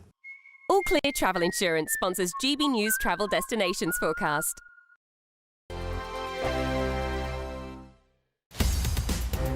In the GB newsroom, we bring you the news as it happens. With our team of dedicated journalists across the UK, we're ready to keep you up to date with what's happening every half an hour, every single day.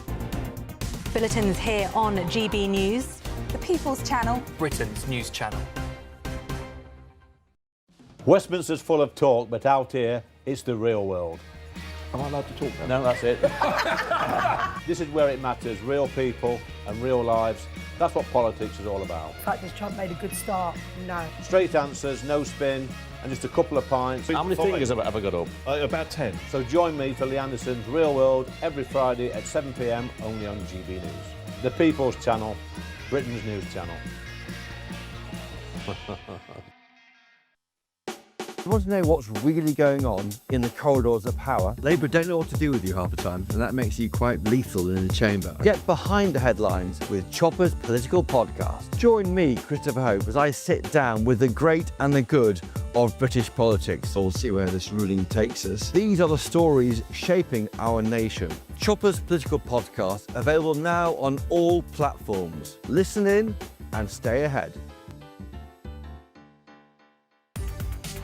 From the school run to the home run, watch a new show for all of Britain. So he can say whatever he wants. A straight talking show where all voices are heard.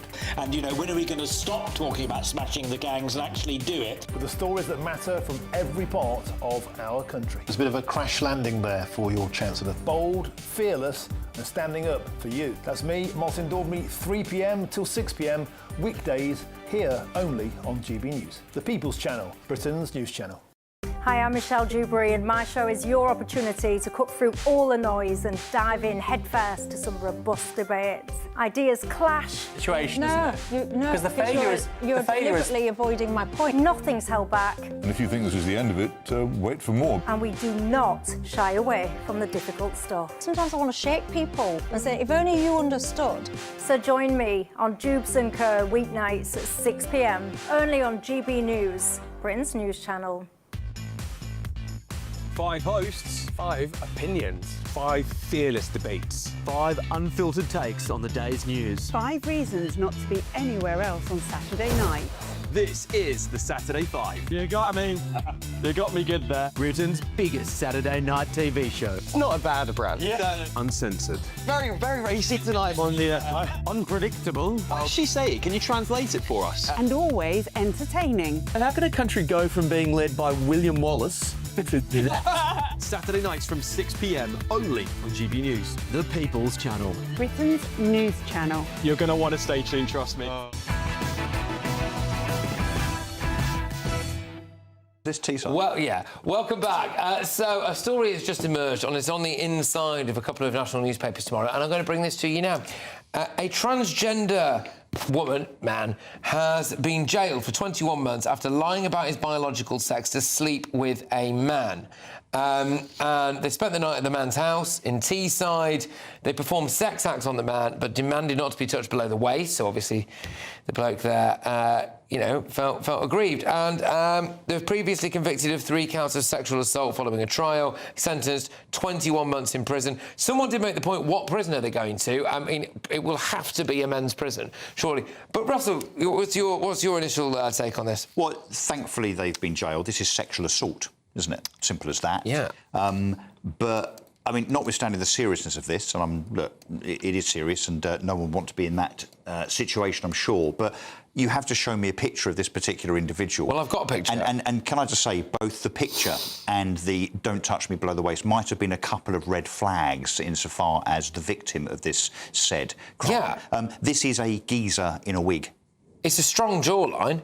Yeah, and I'll say stubble, that. and massive hands, and an Adam's apple. So I don't know who the victim was. Not very choosy, clearly. No, so yeah. I mean, look, I'll just say, look, I'm not trying to victim blame or anything here, but what I am saying is that I think that's quite obviously a bloke. Do you think alcohol might have been involved? I would have thought so, but yes. Anyway, that's actually a much more flattering picture. That's nothing like that. That's a more flattering picture. Look, come on, but still, flattering picture than the other one. Anyway, there we go. This is the other one, of course. So there you go. That's the other one. I think there you go. You can see. Look, I would say you'd know that was a man. Anyway, right, whatever. So let's move ourselves on to another story, Canterbury Cathedral, because now it's just a graffiti den, isn't it? They've turned Canterbury Cathedral into a graffiti hotspot. Why? You're positive about this massacre. I am. No, right. Okay. There's a few things here. Number one, we're talking about it. So someone has done a good job here, because by them doing it and annoying a whole lot of people, we're actually talking about it. But what's really interesting, I didn't know about this until this evening, is the question was, what would you ask God?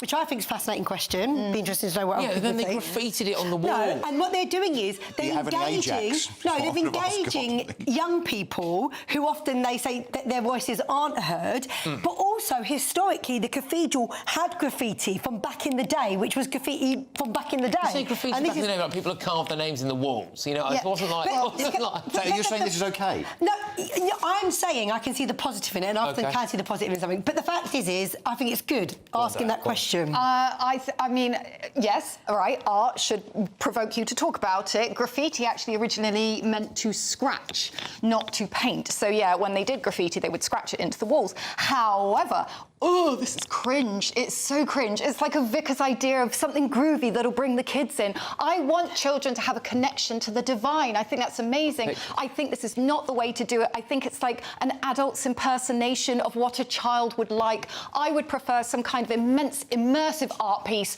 where you walk in. If they wanted to ask God a question, put it on a post-it note. No, but the point is we can all say that, but we're much older. I would say to you, with young people that I work with, I think they would love this. I think they'd feel like, this is a bit of me, and I've been able to say, what is the question I would ask God? One of the things they've said is, does everything have a soul? Do you regret creation? I think this is fascinating. Write it in a notebook or on a post-it note, not write it on a church wall. They're allowing young people to express themselves. Now, listen, if this was permanent, I would be with you. I'm not on it being permanent. This is up for temporary. Temporary, that's fine, that's cool. I bet you any money, more people will go into that church because of this and this conversation we're having. But and it will cause maybe more people to ask a question. What would you ask God? It's desecration. Yeah, but we can't compare it to Banksy. I've been to a couple of Banksy exhibits and they are absolutely incredible. But maybe it'll bring out a future Banksy. Maybe it'll bring out a future. But generally, I do think we're all sitting here having this conversation. But, you know, let these young people have their time. And just, by the way, sorry about this, but if you did want to see the pictures, and you could rewind, and we did it on the show earlier on, so there you go, fantastic. But you don't want to see the pictures. Yeah, right, OK, yeah, right, well, that's basically it from us tonight. There is another story that no doubt will get some traction on at breakfast, which is the EU making it more difficult for Brits to go there, which is interesting. We're going to have fingerprints and all of this taken if you just want to go to Mallorca or something. So there we go. But look, thank you very much for our wonderful panel. Tremendous to have you all this evening. Thank you to everybody who's been watching and listening as well, and obviously my previous live studio audience. I hope that everyone has a great weekend.